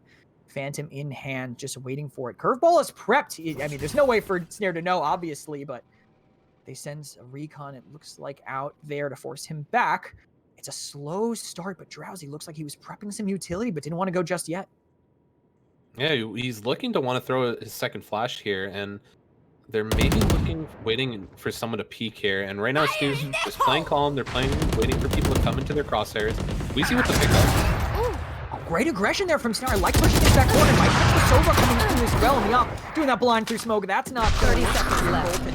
He'll back off. Colt just stuck in that corner. One Actually, enemy looks like remaining. have to run out, get caught by Jade in this last defensive round. I mean, not impossible for Mage, but definitely unlikely here as he's about to run right into Snare. Doesn't know. He's ready for him, though. 3 for Snare there in this last round for the defense as they get ready to move Switching on sides. and swap sides here. I want to see how SNHU executes look because they seem to be so crucial to getting a successful attacker side on this map. Yeah, I would agree. Their attacking side is probably their better side on this map. Just from our practices and what we've been doing for a lot of our season from last semester in the fall. Bind is our map, and it was our map, and we've had games where we've just completely crushed other teams on the T side, and then we've had games where we have gotten around just because it's just been that inconsistent map. But over the time, it's definitely shown to be the map that we find the most comfort on, even though it's not something we're always winning on. It can happen, especially when you run into a team that just has really solid defensive sides. You mentioned the map is CT sided. If you end up going into a team that has their defense down, even if your executes are great, lose one duel and suddenly things fall apart, even if it's not one you were necessarily too worried about. But I like the split, push through showers, push through mid, and maybe catch him out. The curveball can't even come out all the way. Even if he dashes onto the fire, they still end up 1 for 1 as Frenchie finds another. Could be a Last player Mage picks up standing. 1, but it's traded onto FDC. It's a 1 versus 2, and Snare is not the healthiest at the moment. Do they know he's on the site? It looks like they do. Cypher coming for him, but might be just doing a moonwalk, tip that hat down in. They still don't know. So Snare knows he's completely clear and free to do what he needs to right now. Does he have the spike? No, Spike's actually down in the mid connector, but it might be going too long now. They might be having too much of a rotation for him to actually catch up and find these kills until they come back. I agree. I think they're looking a little too hard for Snare right now. Oh, Yeah. Unfortunately, doesn't get the pickup there. No more charges. Unfortunate there for Snare trying to make that work. Huntsville, I mean, think about it. You turn 180 30 seconds earlier in that round is potentially over a lot earlier for them, but winning that round will get them an advantage here in the economy, as it looks like actually we're seeing a force buy. Again, from SNHU, seems almost like it's becoming their MO a bit on this map, having those SMGs, though. Yeah. I keep hearing that they are strong to have now as opposed to when this game was initially being competed in. I like this. I like this idea here from Zone 2. They are down in a few rounds, and if they let Alabama Huntsville here just get this early lead, they're going to take maybe 2-3 rounds, and it's going to be really tough for SNHU to get back into this game. But they're making a little bit more of a risky bet here because they can win those 2-3 rounds, but if they lose this, they're going to be losing possibly more, and their economy is going to be hurting. Yeah, it is definitely a little bit risky, but you got to rely on your fraggers when they say they can do it. Curveball comes in, but it seemed like it's just to bait audio. We had Snare kind of using his dash to go back. They now know there's a jet there. And playing this whole time, but Cloud versus the Eye come in and lets them get a bit of space on. Pyro's not ready for Weezy's aggression, even with the Marshall from FTC. Last player standing. One there for him. It's like, can't get that last one. There's the actual second one for FDC as Huntsville get a solid defense with great play by the Sova there in the back of the site. I liked that idea. Was I correct in my kind of assumption there that flash was just to see if you could hear anything reactively from them? I thought I haven't seen that kind of strategy too often, but I think that was definitely something that he was looking for as a player. And now that I look at it, it's a really smart play to use because you're using your flash not really as that sort of engage tool, but you're using it more as a defensive tool and just trying to hear steps at that point and see if is there someone here? Are they playing around in showers right now? Yeah, and for a Phoenix on defense, right? Why not? How often are you going to be able to use your curveball perfectly with that information unless you're explicitly doing an execute? And even then, they kind of have to be holding close for your flash to be effective if you're defending if they're holding for an execute. But Mage right now, watching the Cypher POV. I think up running right into Zone, and Zone not ready for that push by him.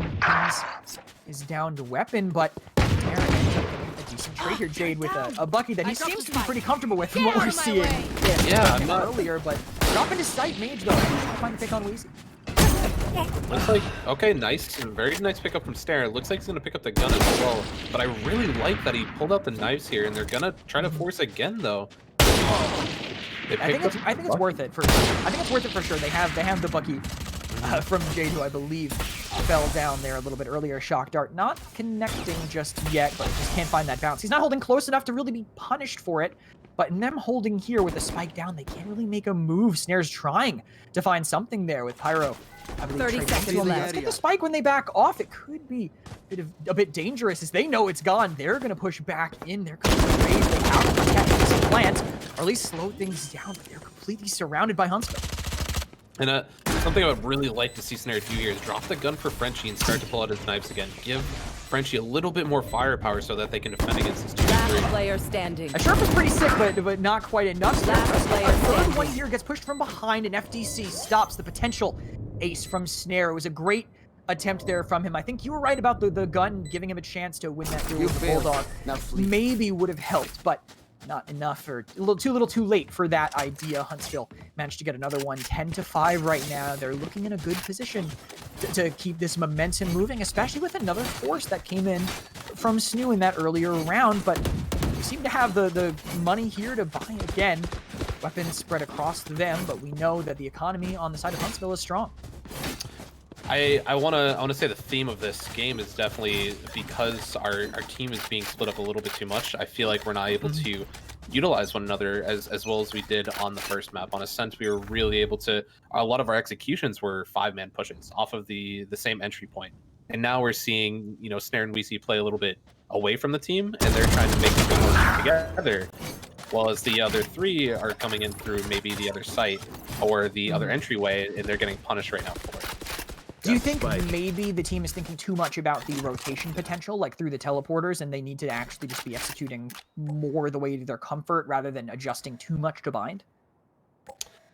I'm not entirely sure if it was kind of an over analysis by me. I'm going to be honest. So that was more a point of something to talk about when they get ready for this execute. But you're talking about executing as 5, and it's coming in right now. They're this is walking exactly what right I want to through. see.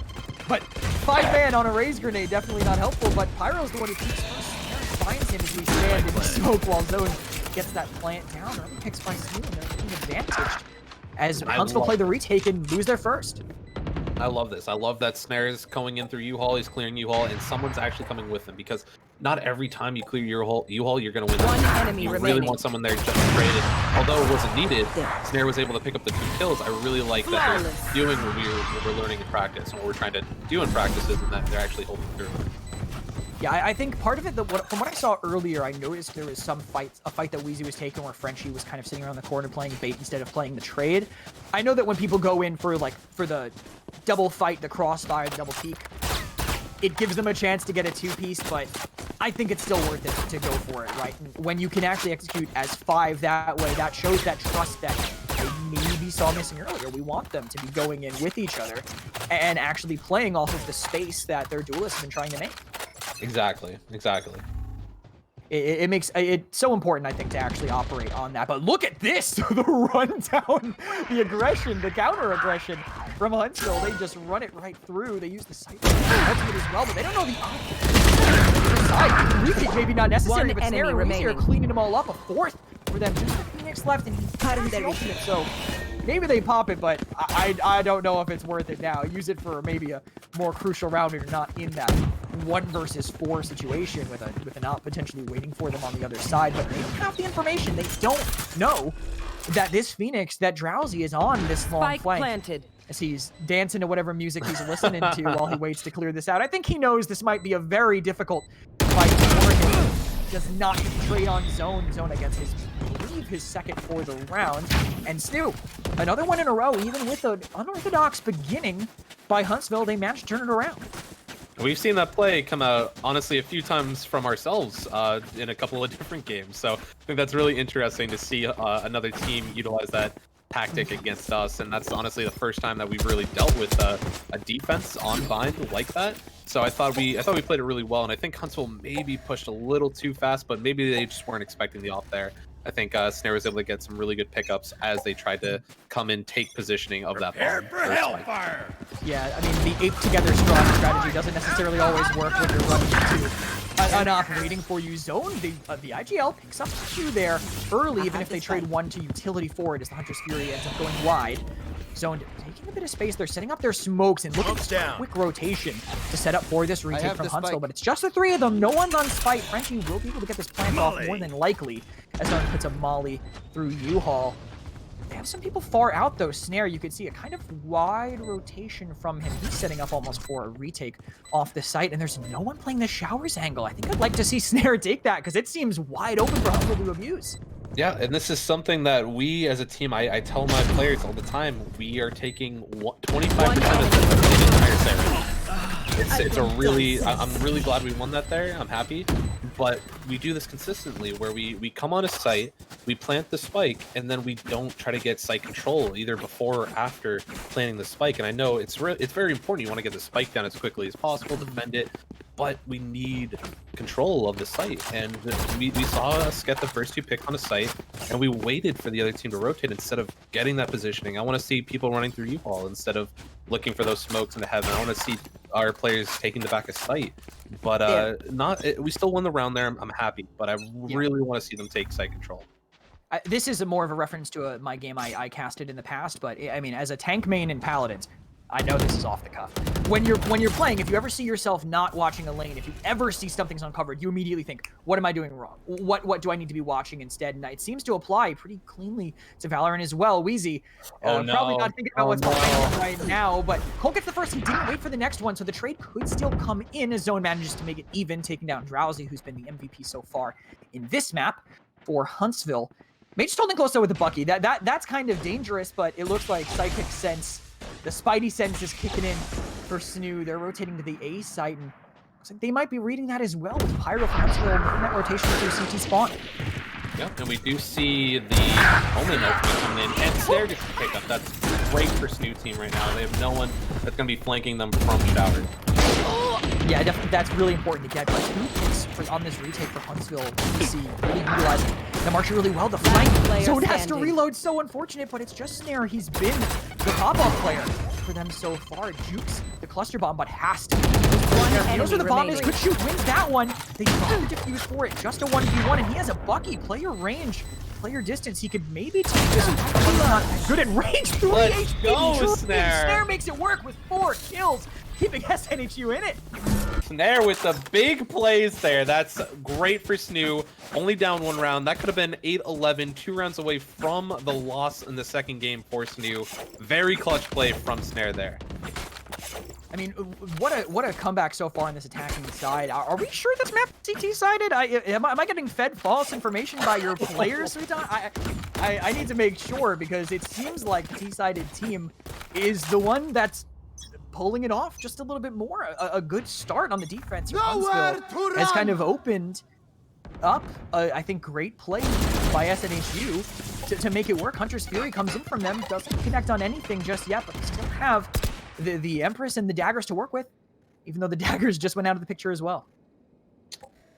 Yeah, and I think the difference, when you look at games that aren't at the the professional level, a lot of the statistics that they're taking, at least Valorant and Riot Games right now, is I feel like of competitive play is at the professional level. So when you look at the best of the best, they're holding these sites hard. Their aim is some of the best in the entire world, so they're actually able to hold these sites better than almost anybody else. So I think that's might be skewing the result just a little bit. But really, it depends, on micro skill. It depends on your game plan going in. Is your defense going to hold because you've been practicing it for weeks? So it really can depend on how strong each team is on either given map. Yeah, 100%. Yeah, at the highest level is where those kind of statistics matter, but it comes down to what they practiced, like you said. But look at this. Last player standing. Now from Huntsville, just clinical as they come in. Mage cleans up 3 there on the side. I just don't think they were ready for the timing of the push. Huntsville will push themselves up to 11 points here, but I think economy-wise, all the wins that SNHU were able to get in a row, even though they just had to deal with a 4-person clutch, they should be able to buy up, it looks like. And yeah, they got plenty of cash in the pocket. Probably will be okay, even if this round doesn't necessarily go their way as well. But ultimate-wise, they're fairly stacked, but I feel like, how do you... As someone, I was a previously professional Overwatch player. Ultimates, I know, were like literally the name of the game in that game. In Valorant, they don't necessarily seem... They're impactful, but they're not as determining of a factor. How would you ration your ultimates if your end goal is to make it all the way? And I guess use the space laser first is the way to ration it. Just rain down now. I definitely think you have to categorize your ultimates and say which ones are the strongest as a team and what are we really looking to gain, because there's a lot of teams that they strategize around getting these ult wins. They want to get as many ults as possible because they believe that the ults basically guarantee a round. And right now, at least for SNHU, some of these ultimates include Brim ultimate, for example. Brim ultimate is basically round changing, just because you have such control over site. You can sit from so far back and get basically a free save. But it's really, you have to categorize them as a team. Sage ultimate, there's Phoenix ultimate, there's a bunch of different ultimates that I think are really round changing. Whereas like Reyna ultimate and Jet ultimate is a little bit more skill defiant, and you really need to be adept with those agents if you want to succeed with their ultimates. Yeah, like a combat sim, right? You just kind of, the Reyna ult, the Empress, the Jet ultimate, you just spend those when you want. There's really no setup necessary. They're hoping that they're not particularly set up here, but pick down there, even if Jade ends up accidentally picking off Snare with the nanites. I think there's just not enough time, I think, for Pyro to pull this off. He really wants to back off. Even with these kills going his way, the econ damage was big enough. The Killjoy turret tickling Pyro to death on the retreat there. Unfortunate for Pyro, hoping maybe to save something, but that spike was way too close to going off. And we were talking about the value of ultimates, and if we're just looking at the weight of what's left, I feel like Huntsville have to have the advantage in terms of what's in the pocket. Jet ultimate, we've seen Snare do great with it, but just wall hacks on a dime are very hard to argue against. Yes, it's very true. It's very true. If SNHU can somehow get a Killjoy ultimate here for Jade, that would be a very defining round, I think, for SNHU as well.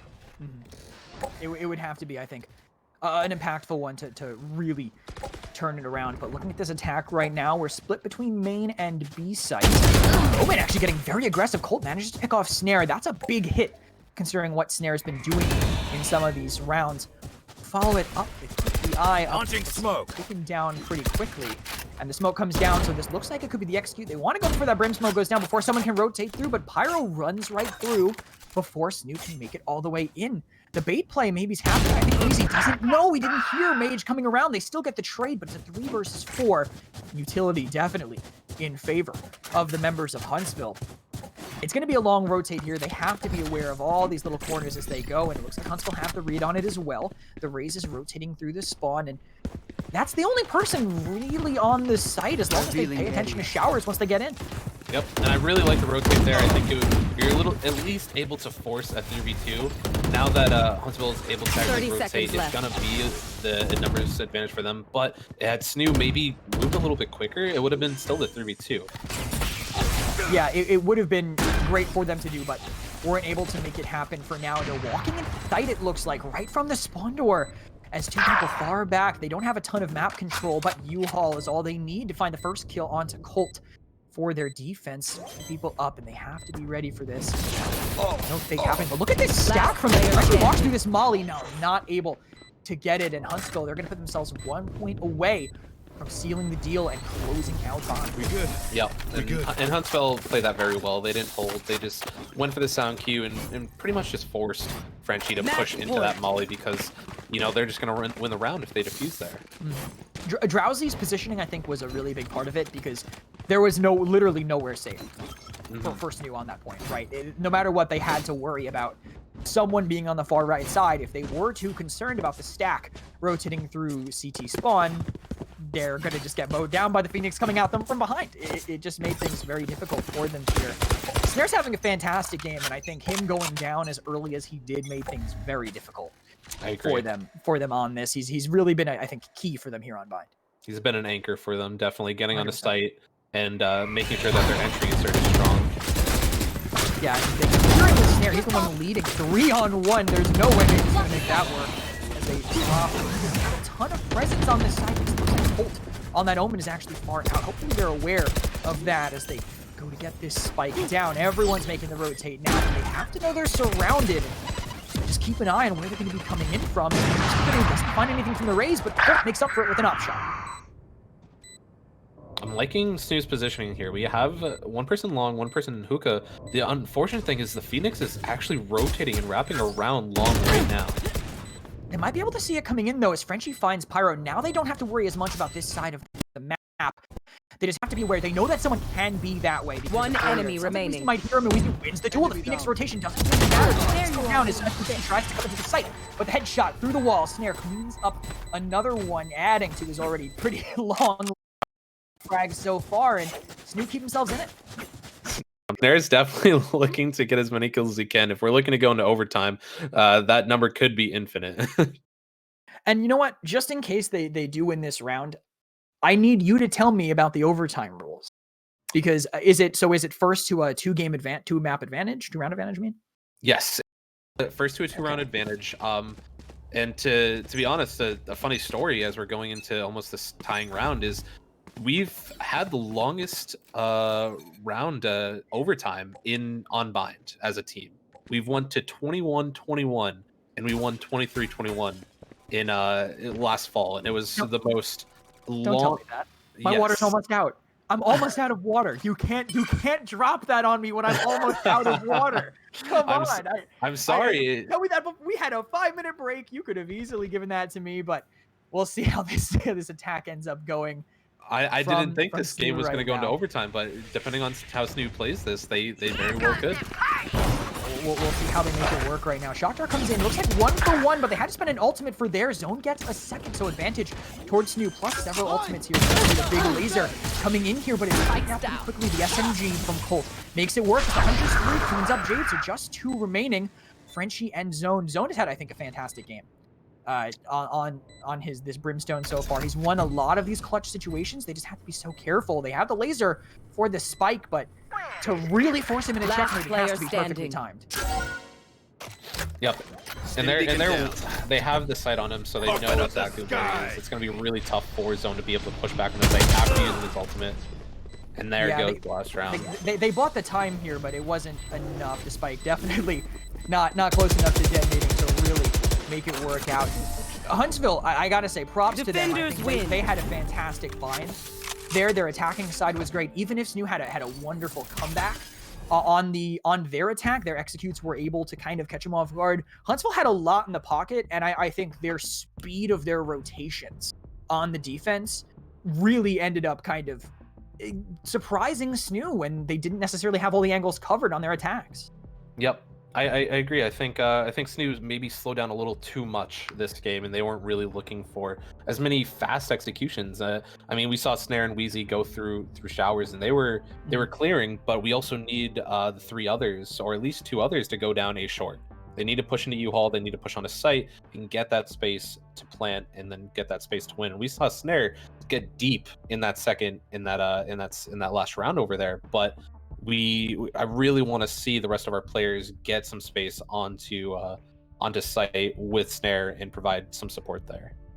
Yeah, definitely willingness to break through, I think is key. But Huntsville, they broke through the funk they were in on map number 1. They managed to take a win here. And map number 3, I want to say it is Haven. You're the one who knows the maps more than me. Haven. Last map will be on Split, so we will be playing defense first. Okay, so we're gonna, and we assume, I mean, although who knows what this means anymore after how this map went, that it is CT sided. So we'd like to think defense first, maybe gives us an advantage. But Huntsville had fantastic executes on this game, so their comfort, I think, on Split will really be the deciding factor moving forward. Yeah, we will definitely see, and it's kind of known throughout the Valorant world that Split is probably by far the most CT sided map. And when going into map bans and map selections, when we're talking about Split, and we're saying, okay, we're forced to play Split on game 3 if needed, we have the choice. Do we want to take T side, or do we want to take CT side first, defense first? And we went with defense as a team. We said, Split's just that strong on defense. You can make the case for Bind, for Ascent, for Haven, and say, it could be either or. Most are like our T side, our CT side, sorry, but Split is that hard decision where it's like that is one of the most skewed results of CT sided. You know, normally while we were kind of killing time, I would ask you, hey, do you have any like what strategies would you expect? I feel like I just can't ask that of you for being a coach because it would just kind of I feel like it would give away a lot that maybe Yeah. other teams when they rewatch this later could use. But one thing I will ask before we take a break before we head into the next map is, do you expect anything in terms of agent swaps? Is there anything maybe we'll see differently on Split that we haven't seen so far in these first two maps? I think one of the biggest changes we possibly could see is from our duelists. We've primarily seen Reyna Jet these entire time, and they're strong picks. They're definitely strong picks. But Snare has a very good proficiency Mhm. on the Raze, and the Raze is kind of that last pickup. That last pickup that really isn't played right now in the duelist meta, but on Mhm. this map and with the proficiency that Snare has, we could see it. Yeah, well, hopefully maybe we'll be surprised when we head into that third map, but we're still 2 down. And what a way to kick off the SNHU cast. Kick off my first cast. Of course, my first ever Valorant cast is going to be a grindy best of 3 full set. And thank you guys so much. Anybody who's been tuning in and sticking around, we're going to go to a quick break. Be right back with more Valorant. Okay, I will also be right back.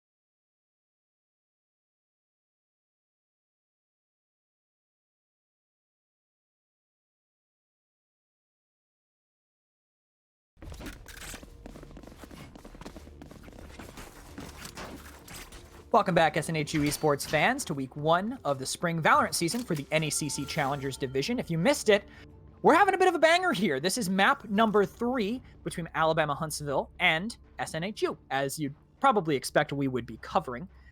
And we're here on split SNHU. We're going to be starting on the defense here. And again, this has been a ridiculous game to start off my casting with everybody. Sutan here after a pep talk to the boys, and you would know better than me now that you just went over to their channel. How are you feeling about map number 3? I'm feeling good. They're Okay. definitely more in more in the zone, I would say. The first game they were coming in, they were looking really good with their shots. The second game they were a little bit kind of brought back since Alabama came to play. They weren't going to take that first game lightly. They came in second game and definitely put on a show and came out to win. But I think we have a good comp here. We're going to see the 2 Sendals first of all from the Sage Killjoy.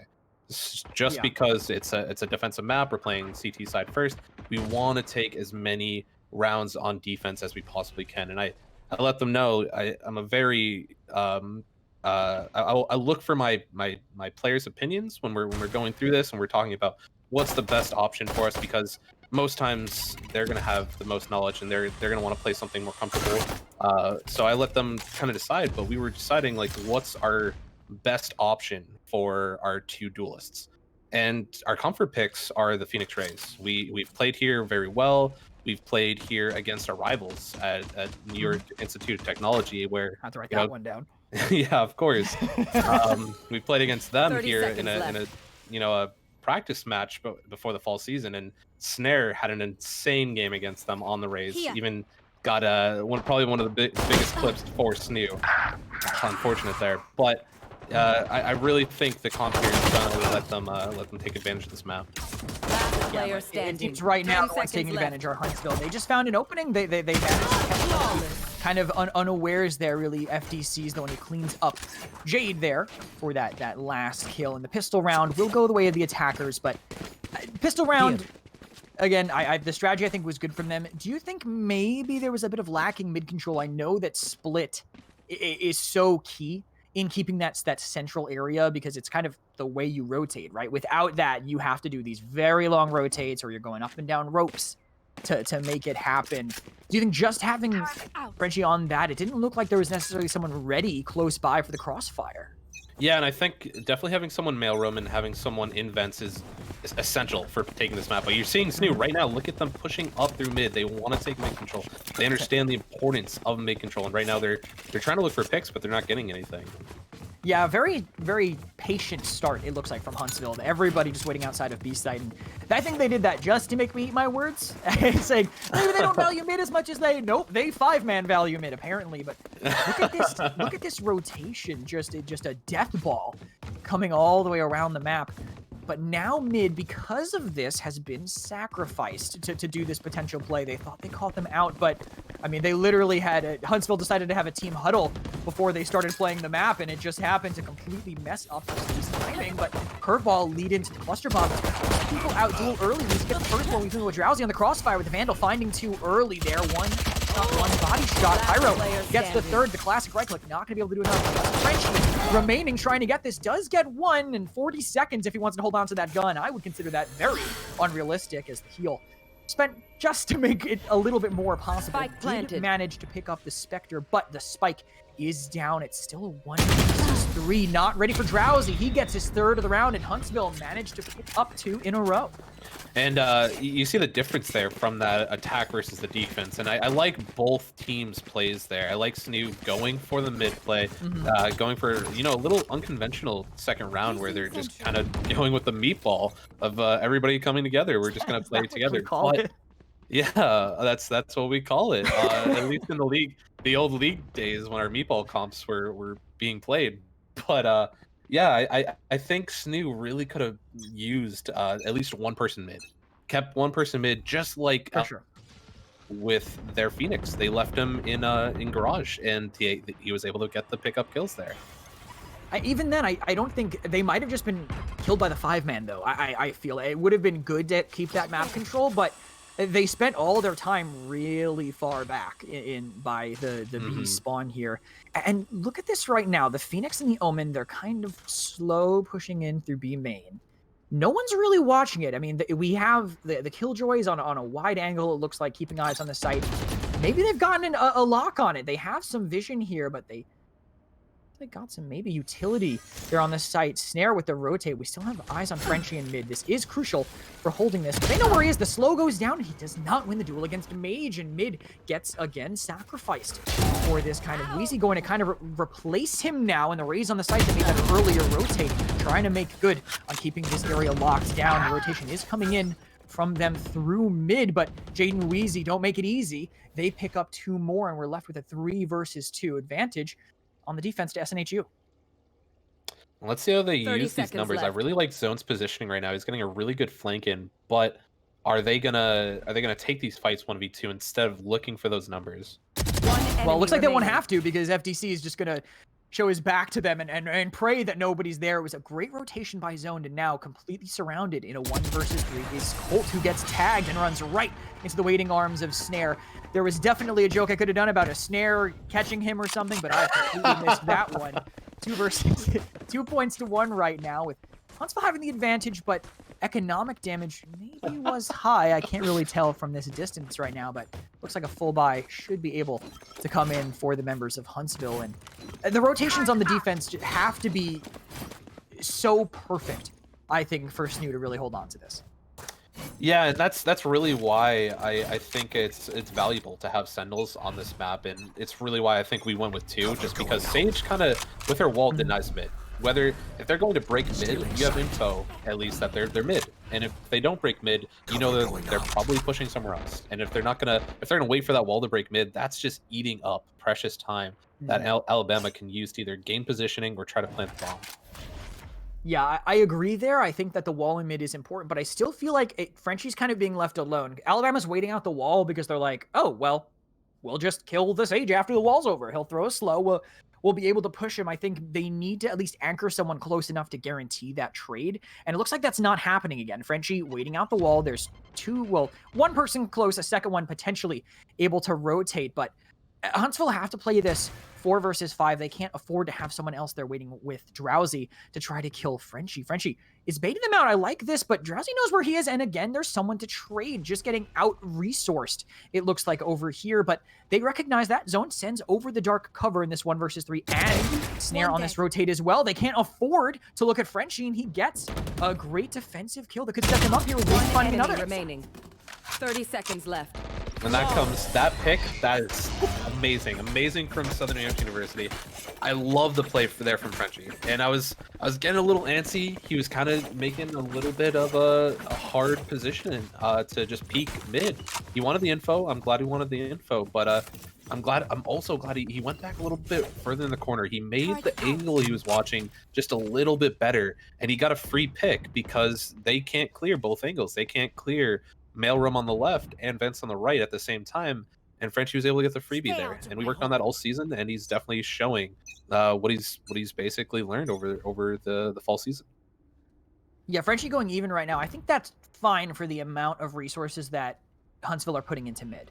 I think the fact that he's pretty much in consistent 2v1s, him going 3-3 is totally understandable, and actually pretty good, honestly, for those resources. But now you can see a bit of a shift here in the mindset. We have Wheezy playing kind of in this halfway by the rope room zone, almost manages to catch out Mage on his own personal rotate. Mage wants that fight, and he knows he can take it. He manages to pick off zoned, and the reaction is, we'll spend our run it back here on the side of Huntsville. We really want to push this advantage up, but Jade knows they're there. The resources are all here on B site. The rotation is now coming in from mid. A high ground going to be so crucial for them to actually keep this held as Jade finds FDC. Even with the paranoia going in, it doesn't do enough. Boombot kind of just dancing back and forth here. No one's going to push that lane, but Snare doesn't want them to. Snare! The other one, too, picked up for him. Potential aggression now, but Drowsy has to back off. The run back found no value. They just have to know where Mage is. Mage doesn't, there's no way. Last player there's standing. a perfect catch there by Wheezy here. Curveball comes in, can't see him. The defense, perfect there by SNHU. Snare just had the flawless angle, that boom bot. I thought maybe it was a whiff, but apparently it was just perfect area denial. Yeah, that was really great there from Snare. I think the entire team there played very good angles, good positioning for them. They kind of backed up, gave up sight, waited for the rotate for their fellow defensive players, and they were able to rotate on site, look for the picks, and get them fairly easily without too much trouble. Yeah, I think just very heads up play there near that B site. Even giving up that high ground, they recognized that they didn't have that control for a while, so they had very defensive play from Wheezy, and then right when it was needed. But look at 2 forward here, penetrated there through the wall by the Sheriff, but it cleans up 2 for Zone. They're not ready for Zoned on that main angle. He'll find 2 there, now at 3 versus 4. The advantage towards SNHU, and this high ground, so important as we mentioned from that easy mid rotation. One find another, remaining, but it's still close. Gets Colt, and Frenchie finds one. This has been Frenchie's game. There's a lot of pressure on him, I think, compared to the other rounds. He was kind of just playing like a late trade on site, but now they're just dropping him in mid saying, what can you do? And Frenchie saying, I can do this, finding a bunch of kills. Yes, and this is an off pick from Frenchie. Frenchie does not usually play the stage, but we thought we needed something to change. We thought we wanted to change the comp up just a little bit, and Frenchie said, I'm good to do it. I'm the man to do it. So he's really stepping up here, really proving himself to play accordingly. Yeah, and it's so important that he does, right? Because if he wasn't able to show up here, they would potentially lose the most important area on Split consistently, and he's managing to kind of hold it down. But now they're sacrificing it because they see, they hear everything going on near this site. They know this is coming in, so they throw out that paranoia. Mid is going to be important. Well, he's holding this high ground with a result being spent on the side of Huntsville. They have to be aware of where she's going to be positioned. Look at this position from him, rotating out of that point to just bait them out. Did Zone just dodge? I think he did. That's why I was shocked from that. The running back saves him from that trade as a Hunter's Fury does not catch easy. He rotates away and is ready to push here with Frenchie. Right through the dark cover, they're not ready. The spike goes down on high ground, and now very difficult game here for them, especially you cannot shift walk through a Sage slow. Frenchie not ready for that repush, but you can see this aggression from Zone. I'm not sure if the Sova's going to be paying attention to it. SNHU can just play safe here. They don't have to force anything that they don't want to. It's 4v2. Yeah, they have plenty of resources. They can play patient. They could literally just take 2v2s, 2v1s and win, but doesn't even matter. Snare will win that 1v1 for himself, even with that crossfire potential there. Jade shuts that one down. Drowsy falls, and a rough start to this game, but SNHU have really kind of come into their own. 5 straight, I believe, for them. Economy cannot be looking good here for Huntsville. Better never mind. It looks great.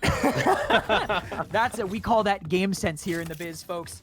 There's plenty there in the pocket for them. What's up? There are 2 players. There are 2 players that can't really full buy, so you're not completely off there. Yeah, they're not going to have complete resources here, but they are going to make sure that their key players, the ones that are their top fraggers, are going to be the ones that are kitted out and able to fight here. And it looks like a B/mid game plan coming in from Huntsville, as again, this wall buying time in mid for Frenchie. If someone else can be there with him, they can maybe help him take this fight, but they're playing it a little bit more lurky and slow.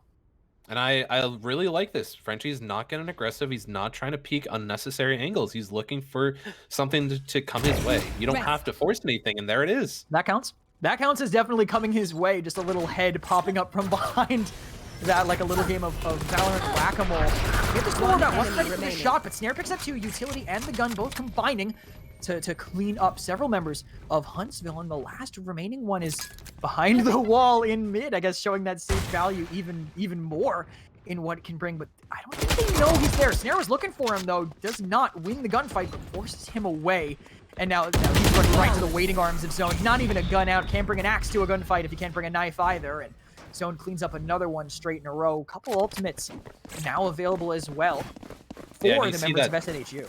You see that Sage ultimate being such a key ultimate in honestly any game where you see the Sage, and it's probably one of the most powerful ultimates in the game other than Killjoy, and it's definitely good right now for SNHU that they have their ultimates that they're just sitting on. I mean, just having a res in a game like this is ridiculous, right? Of course. If letting your teammate get aggressive and get Joke's picked, or over. losing You're someone in a dead. trade and then saying, haha, by the way, it wasn't a trade, isn't this fun? That you now have to deal with.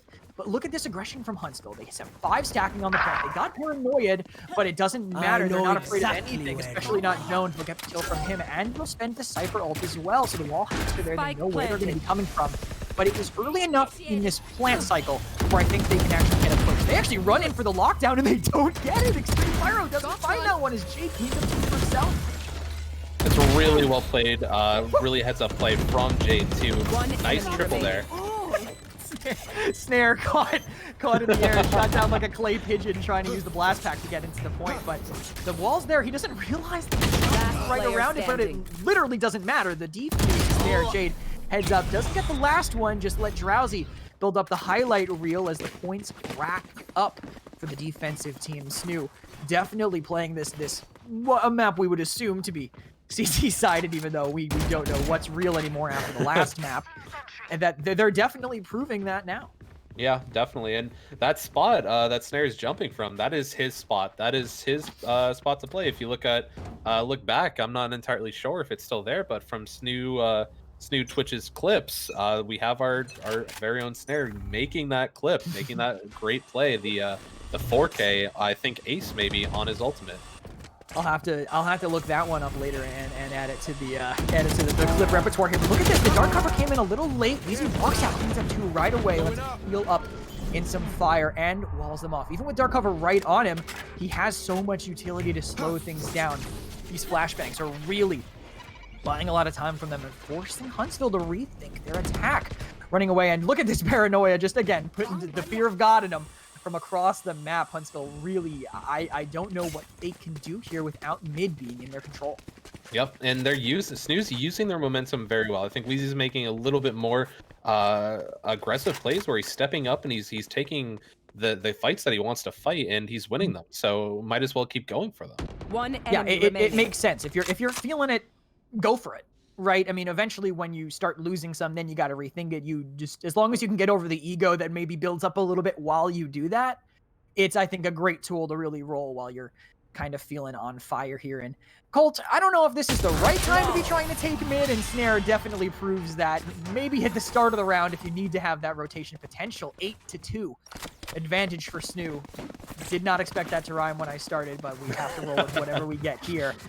They have a couple ultimates as well. We're getting close to the reset round, so I wouldn't be shocked, honestly, to see some aggressive play just to make use of that Sage res. There's a lot of ways to cheat death in the pocket for SNHU. Definitely. They have the Phoenix ults, I believe, as well, correct? That's what I'm saying. They have run it back, they have the res, they have a lot of ways to cheat death. Yes. And it looks like Alabama is gonna go with a 4-1 split, and that's pretty much been their name of the game pretty much all game. They like to have that lurker play around the opposite side, but he's actually going to be coming back towards B main. The 5-mans have not been working for them, so if this is their modus operandi, I want to see them figure out something else here, but they are breaking through. One person is, it looks like, absolutely no fear on the Sova running into sight. Everyone else got isolated. That is, I'm not sure if that is a brave player or a tilted player. He made it work here. Snares up top high ground, and him and Weezy trading back and forth. Everybody gets 1 kill here, trading around, but Frenchie's the only one to get 2. Cleaning up the last member of Huntsville and getting themselves even closer. That reset round. Great play. They need to find a way on the side of Huntsville to stop stacking sites. Maybe they need to break through, but it has to be more people than FTC. Yeah, I think they need to try maybe just playing slow, looking for a pick, and that's why Split is such a tough map to take, because especially with the Sage, the wall mid, it just denies one of the 3 options, right? There's only 3 ways to get onto any site. There's mid, there's B main, and then there's A main. And if it's impossible if you can't take either of them. So when they're peaking like they are and they're playing slow, SNHU's not giving them an inch. They're not peaking and they're not playing too aggressive where they're just going to be losing these gunfights. Yeah, it makes sense. That's kind of how you really want to play in this map when territory is so important. I mean, positioning, holding space, it matters on every map, right? But when a section of the map is so key that it opens up so many lanes of attack that you don't have to worry about if you manage to hold on to it, You have to play this way. You have to play in a way where you can keep things under your control. And Huntsville are kind of taking that adaptation you just mentioned. They are playing slow. 2 people by B, 2 people in main, 1 person by A. Even though this might be tough for him with Wheezy and Zoned, waiting for him. Zoned wins that long fight, and they get an operator out of it, but a run it back will let him run in and take down Snare, someone who's been playing very well. Now, with that Phoenix illusion effectively on the objective near B, they're kind of zoned out. The dark cover was really important there, and they waste a paranoia though, so no flash there. The lockdown will have to do wonders here, as high ground is actually in control of them, but the Sage Res finally comes out. Big ultimates coming out from SNHU. Very big play coming out from Frenchie. That was a ridiculous turn though by Huntsville. That was one of the fastest flips I've seen. Everybody took a fight there, and now very difficult for Frenchie. Now you really wish you had that res, but it's him 1 versus 2. He just got a 2-piece, so we know it's possible, and that's a 3rd for Frenchie here as well, but the pressure on the defuse is going to make things so difficult, especially with a Soba ult in the pocket. He can hold on to that for so long, but he spins them a little bit. He knows he can tank one. He knows how far away he might be. He could just hold this defuse. A shocker, all his. But he holds on. Frenchie with the clutch. On the point. 1 versus 4 does not even care. Sides. Cleaning up 2 of his own there, saying, I mean, maybe I'm not comfortable on this agent, but I know how to play Valorant, and I'm going to make it work. Very heads-up play from Frenchie there. Great way to just take up that first shot, understanding that he's going to live right through that last blast of Soba's ultimate. And that was amazing, just game sense there. Just knowing that he has the time, he knows where he's playing from. And he kind of looked to heaven, not really knowing where the Soba was, but understood exactly his positioning once he saw that second shot come through. How is anything supposed to live up to this? I just need to know. This is a great set so far with what they've been playing. Game 3, just great play from SNHU. I just got a word in my ear that this is standard fare, so you guys all better be tuning in week after week to see the games that we're going to be having for you. But for now, this is what we have. SNHU on the verge of taking their first match here in the NECC spring season. Look at this positioning right now by Huntsville. They have a lot of high ground, as you, of course, should on this map, and they might be running face first into a player who is not expecting a full team to run right in. Does end up getting the trade, though, so 1 for 1. Yeah, that's all they can really hope for, I think, on the side of Huntsville. If you run face first, I mean, I guess, yeah, you can hope for an ace, but, I mean, everyone wants the Twitch clip. You're not always going to be able to get it. They get the trade, which is at least information, but this kind of baits them away. I like this call from Zone to bring the whole team back. They're going to be going back expecting that hard rotate. Now they have this ground in. The site is effectively free for them, but they have to be so concerned about this high ground. But they have the areas covered. They wall off the main angle they have to worry about.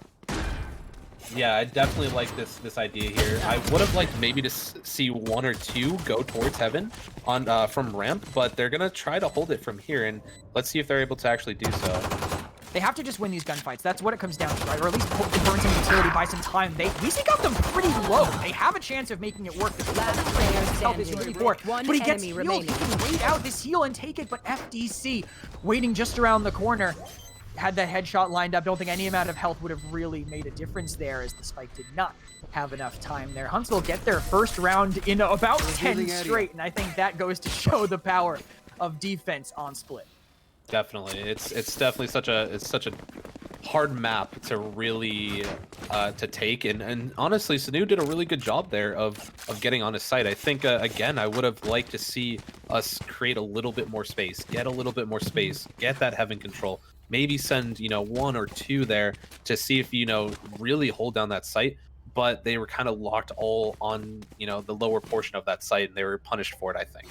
I think the microplay ended up being okay, because I feel like if someone had rotated ramp or held up there, they would have been surrounded and ice. I don't know if they would have been able to live long enough to create that crossfire. So I think just in the moment they didn't want to lose anyone, keep everyone close, especially for the pistol round. But looks like we have a stack towards B. Cypher is down with the Cyber Cage.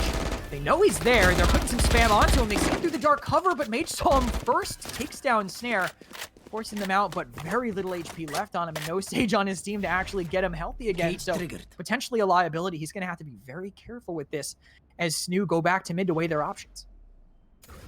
Yeah, SNHU is definitely going to have to struggle for these last 3 rounds. It's not going to be an easy 3 rounds that they're going to be able to get. they want to be able to take them as best as they possibly can. And I think a good strategy for them is to use that mid control, and they're going up mid right now as we see. And there's no wall. They can just walk in and, hey, they'll walk right over Pyro, who is not ready for him. Mage is making this rotate now to help his teammate, and he kind of has to play this trade role with only 4 HP left on him. Colt gets another from the other side. A second one as well for him, pushing in and making up for his performance earlier on this map. It's just Frenchie left, and 30 seconds he clutched left. once, but this is definitely looking more like a mechanical than a game sense sort of situation. Right on the Sova, doesn't see him, but makes it work anyway. Not a lot of help here on Colt, I believe. Nope, I actually had the players flipped, still could not make that one work. SMG from above made it very difficult for him, and with the economic advantage that Huntsville got from winning that first round, that was a very difficult round for Steve. Definitely. It's gonna be tough for Snew to get these rounds here. I think using that mid control, they almost had it there. You know, if they win a couple more gunfights, they actually had it in the bag. But we're gonna have to see what they want to do. Another strategy here on T side or attacker side that these players can try and Snew can try is going for these ult orbs. Try to utilize your ults as much as possible. The advantage here, especially towards the Garage, is that you can practically get the ult orb for free. And almost the same thing on A here, as long as you smoke. And yes, it's a waste of utility, but you get an ult orb off that. You get an ult point off that. Give it to someone like your Sage. Give it to someone like your Killjoy that can make these sort of game-changing rounds, or even your Phoenix. Give them a second life. Yeah, give Wheezy a chance to kind of go in and pop off and play aggressive, which he seems to like to do, right? Give him those options here, but not a single ult on the table for either team. Some early utility from the Raze, from Pyro on the side of Huntsville. Did some early damage, but look at this dark cover right on top of them. Actually, it was Paranoia that went right through, flashed them all. They managed to take a little bit of this high ground, but they are completely surrounded. They have to push aside and force them out. Frenchie makes it work. He finds Drowsy here on the Phoenix as these duels happen. Snare catches Colt as well. The pistol advantage there. He can get his own rifle. Now he's number disadvantage. It gets evened out. 2 kills there, cleaning up some of the low members on Snoo. Not a lot of health between them, but headshots can still make it happen. 30 seconds left. They have some audio cues, but they need to find someone maybe overextended, but just can't get through the hole fast enough. It seems like Cypher here is just looking to run away against Snare. Wouldn't you? I mean, yes, I probably would too, but I think Snoo definitely had a different opportunity there. Another option they could have done is maybe they get the pick and the guy invents and then rotate towards B. That would have been something I would have looked at as a different plan. But as soon as you get that spike carry to drop off Heaven, to drop on a site, and then they go down, it's the plan for that is kind of ruined. So I'm not entirely sure what their idea was after they took A Heaven, but I would have liked to see them try to push through mid and maybe get that rotate, force it, and then get the pick and then go to B. This goes here. They ended up taking one of the high grounds, but just not able to really find more with it. I honestly feel like just looking at the fact that Mage, between the end of the last round and this one, has lived with a combined 5 health between them. I think weapons could be a big part of why they weren't able to maybe finish off some of these kills, because, you know, a weapon that does 1 more damage per bullet last round, and he'd be dead. He wouldn't have been able to pull off what he had before. This Cypher that did a great job of blocking this down. Even with these shots going like pretty close for him, Cybercage ends up going over the door. Potential one-way here for him, but not able to really utilize it. As you have a bit of a split as they move back to retake mid, where only Omen is really keeping things locked down as Huntsville need to rotate some. Yep. Yeah, definitely. And I'm not entirely sure if I saw it correctly, but it looks like they are trying to utilize the strategy. They're trying to go into Garage, maybe pick up that ult orb, and then they're kind of doing a 3-2 split right now. And they have fantastic control of mid at the moment. The fact that they've taken this high ground, maybe they're surrounded, but as long as they keep their head on a swivel, they'll be able to make it work. They get an intro pick, because Mage, a little bit concerned about all the different angles as Wheezy's holding that high ground, really denying a potential repush here from them. Plants going down on this side. They have a shock dart there, but not enough to really stop them. They'll do some damage, they'll spend some utility, but they're not doing it late enough to really make a difference. 30 seconds left. Still a good control for them. Wheezy finds another pick, and they have to worry about high ground and that close lane. Yep, and I would have liked actually to see this spike be planted for Garage. It's not planted for Garage anymore, and they have actually changed split, not majorly, but enough to impact the game enough where you can actually plan now for Garage. You can plan and sit in Garage, and you'll actually see the spike. could just be maybe lack of familiarity, excuse me, with the new changes that have happened to the map. That is a bold choice by Zone, but it ends up distracting them enough. Just teleporting there right in. You're not gonna not take a kill that's gifted to you like that, so it guarantees that late game trade for them. Especially against Drowsy, right? He's the one who's performing the best for their team. Just throw your body right at him, whatever you can do. They have enough gas. And I wonder if they plan that effectively. And you see I've been in these situations before. I'm gonna say no. I'm gonna call it audible, and I'm gonna say no. Yeah. And as we saw the scoreboard a little bit ago, it's really showcasing, like, we're not always going to see Weezy at the top. We're not always going to see Snare at the top. It's 3 players on SNHU's team has 15 kills right now. They're all doing well. They're all performing well, and it really can be anybody's game. Yeah, and that's one of the reasons I think why some people like Valorant as much as they do versus like a Counter-Strike. I think you can have that happen in CS, but I think just like the way the utility works in this game and the way the team play works, it kind of ends up, the chips kind of end up falling that way, maybe a little bit more as mid open.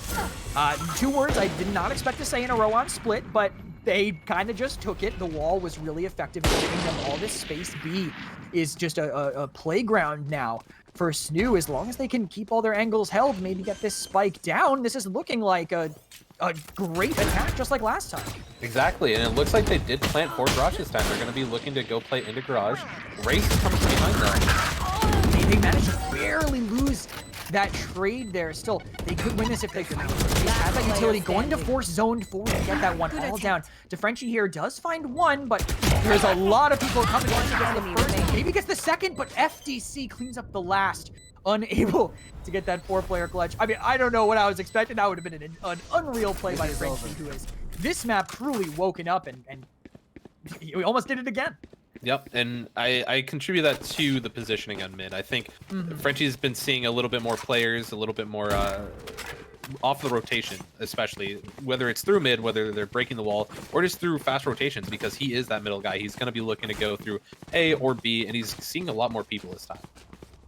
Yeah, for sure. Just the way that they're playing him, they're playing on his fragging power, and that I think a big part of trust. Frenchie had a rough map last game. I think he went 7-15 and complete flip because their team the team said, hey, we know you're still good. We know that's just how the cookie crumbles sometimes. We're gonna put you in your positions and you're gonna frag out, and that's exactly what Frenchie is able to do here on this. But pushing into 4 ultimates, at least some of the effective ones that they have, Hunter's Fury, the Raze ultimate, I feel like it's going to make it hard to at least play off of a bomb. If they start getting something down, it's going to be easy to deny that.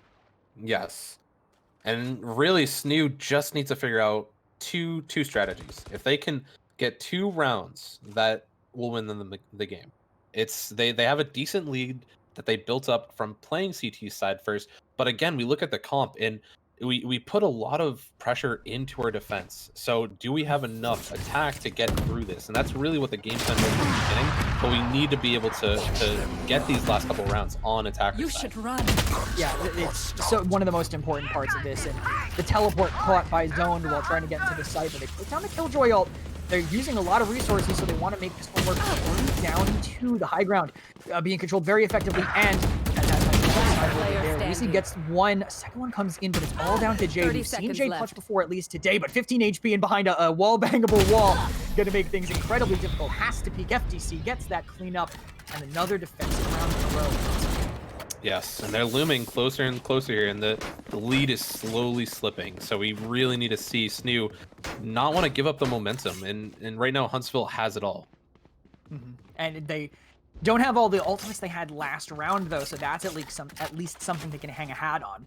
They're just down to run it back and the Omen ultimate, which I know what it does, but can't for the life of me remember the name. I know it teleports them across the map, but those aren't really going to be as useful on the defense, I think. The Drowsy using that run it back and going in is going to be a pretty telegraphed play. He screams before he uses it, so they're not going to really be shocked when Phoenix ends up surviving.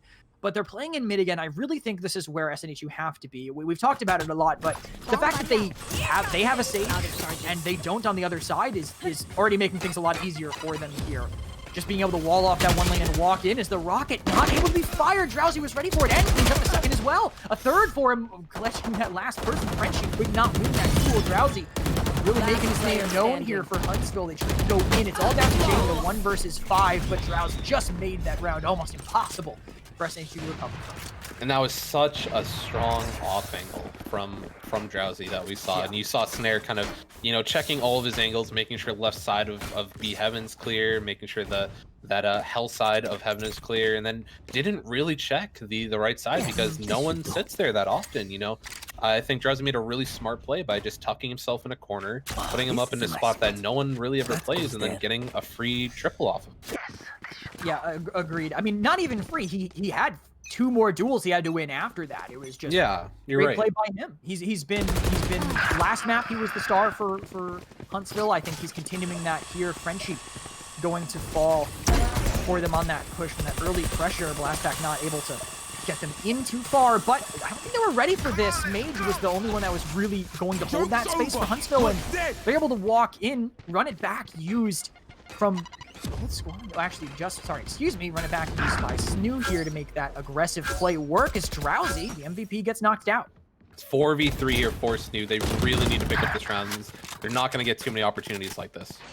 Yeah, you have to capitalize on every opportunity you're given when you're on attack on split, when the odds are so stacked against you.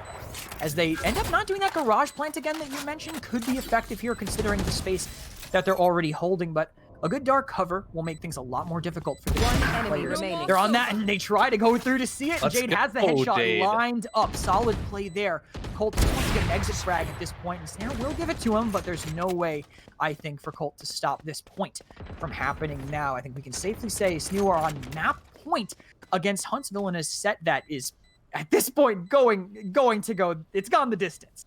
Yes, definitely. And it looks like Colt's going to look for another exit here.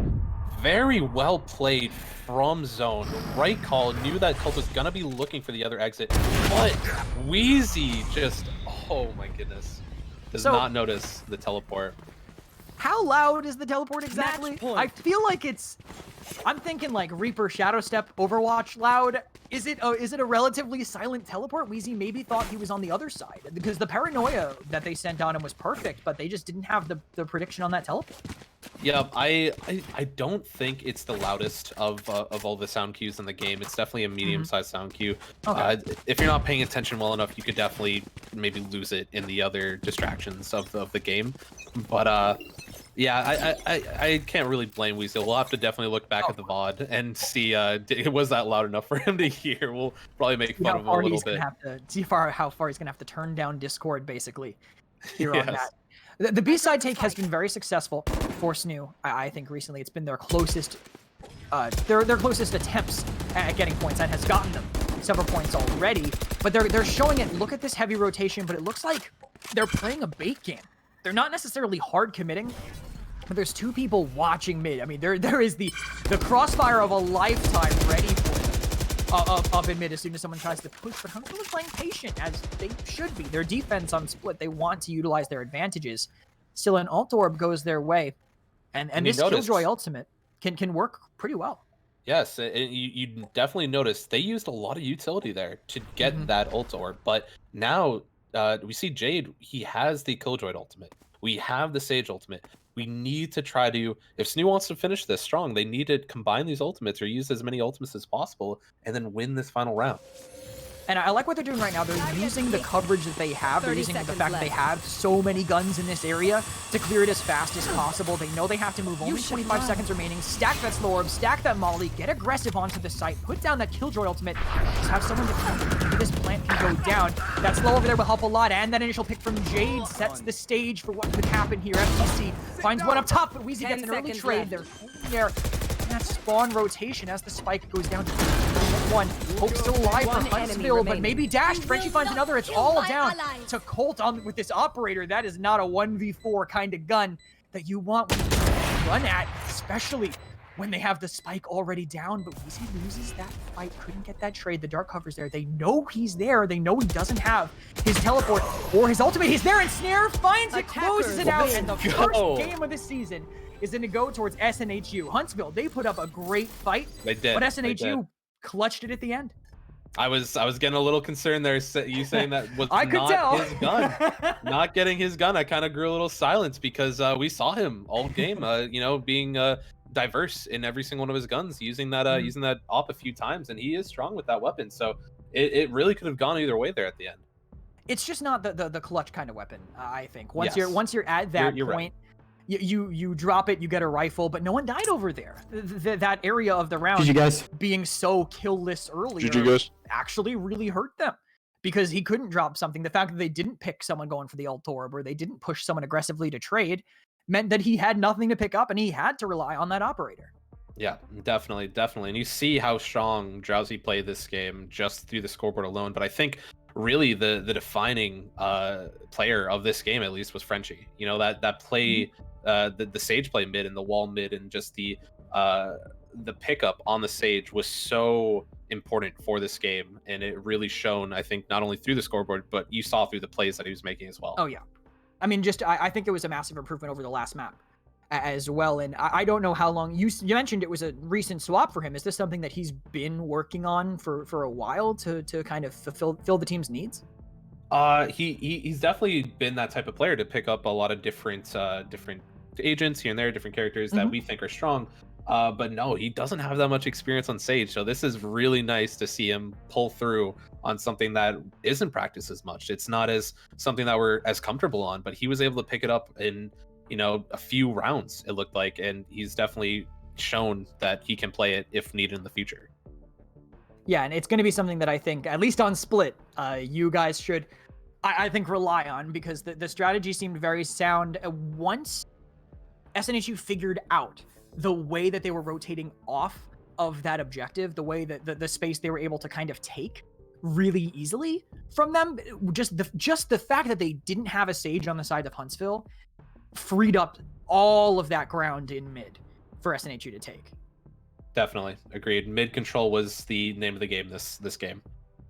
Yeah, as it always tends to be, on Split, and I think utilizing that, abusing that, is what led SNHU here to their first win in the NECC Challenger division here. And again, Huntsville put up a great fight, but SNHU ended up coming out on the end. I got to say thank you everybody who tuned in. Here was a fantastic game to be able to bring to you. I don't think I could have asked for a better first game to open it out, and I couldn't have asked for a better co-caster. Sutan, thank you so much for popping out kind of last minute and helping me out here for my first game. Absolutely. I'm used to it at this point. I've been around for quite a number of years where, you know, if I need to co-cast a couple of games, some of the viewers watching tonight might remember. But no, it's been great. I think you've been an absolute amazing partner to have. I'm usually the one that's by myself here. I'm not used to having a good partner around. So I appreciate it. And I love the effort that both teams put out tonight. So it was a great game. Yeah, 100%. You won't have to worry, hopefully at least, about solo casting ever again. If anything, that's now my burden to bear, and won't be doing that tomorrow, though. Luckily, you should have some coverage for our next game, which is going to be Overwatch tomorrow, same channel at 8 o'clock. Make sure you're tuned in if you want to support SNHU Esports. Again, I have been Kresnik. Sutan is with me. Joe on the production. Thank you guys so much for tuning in. We'll see you next time.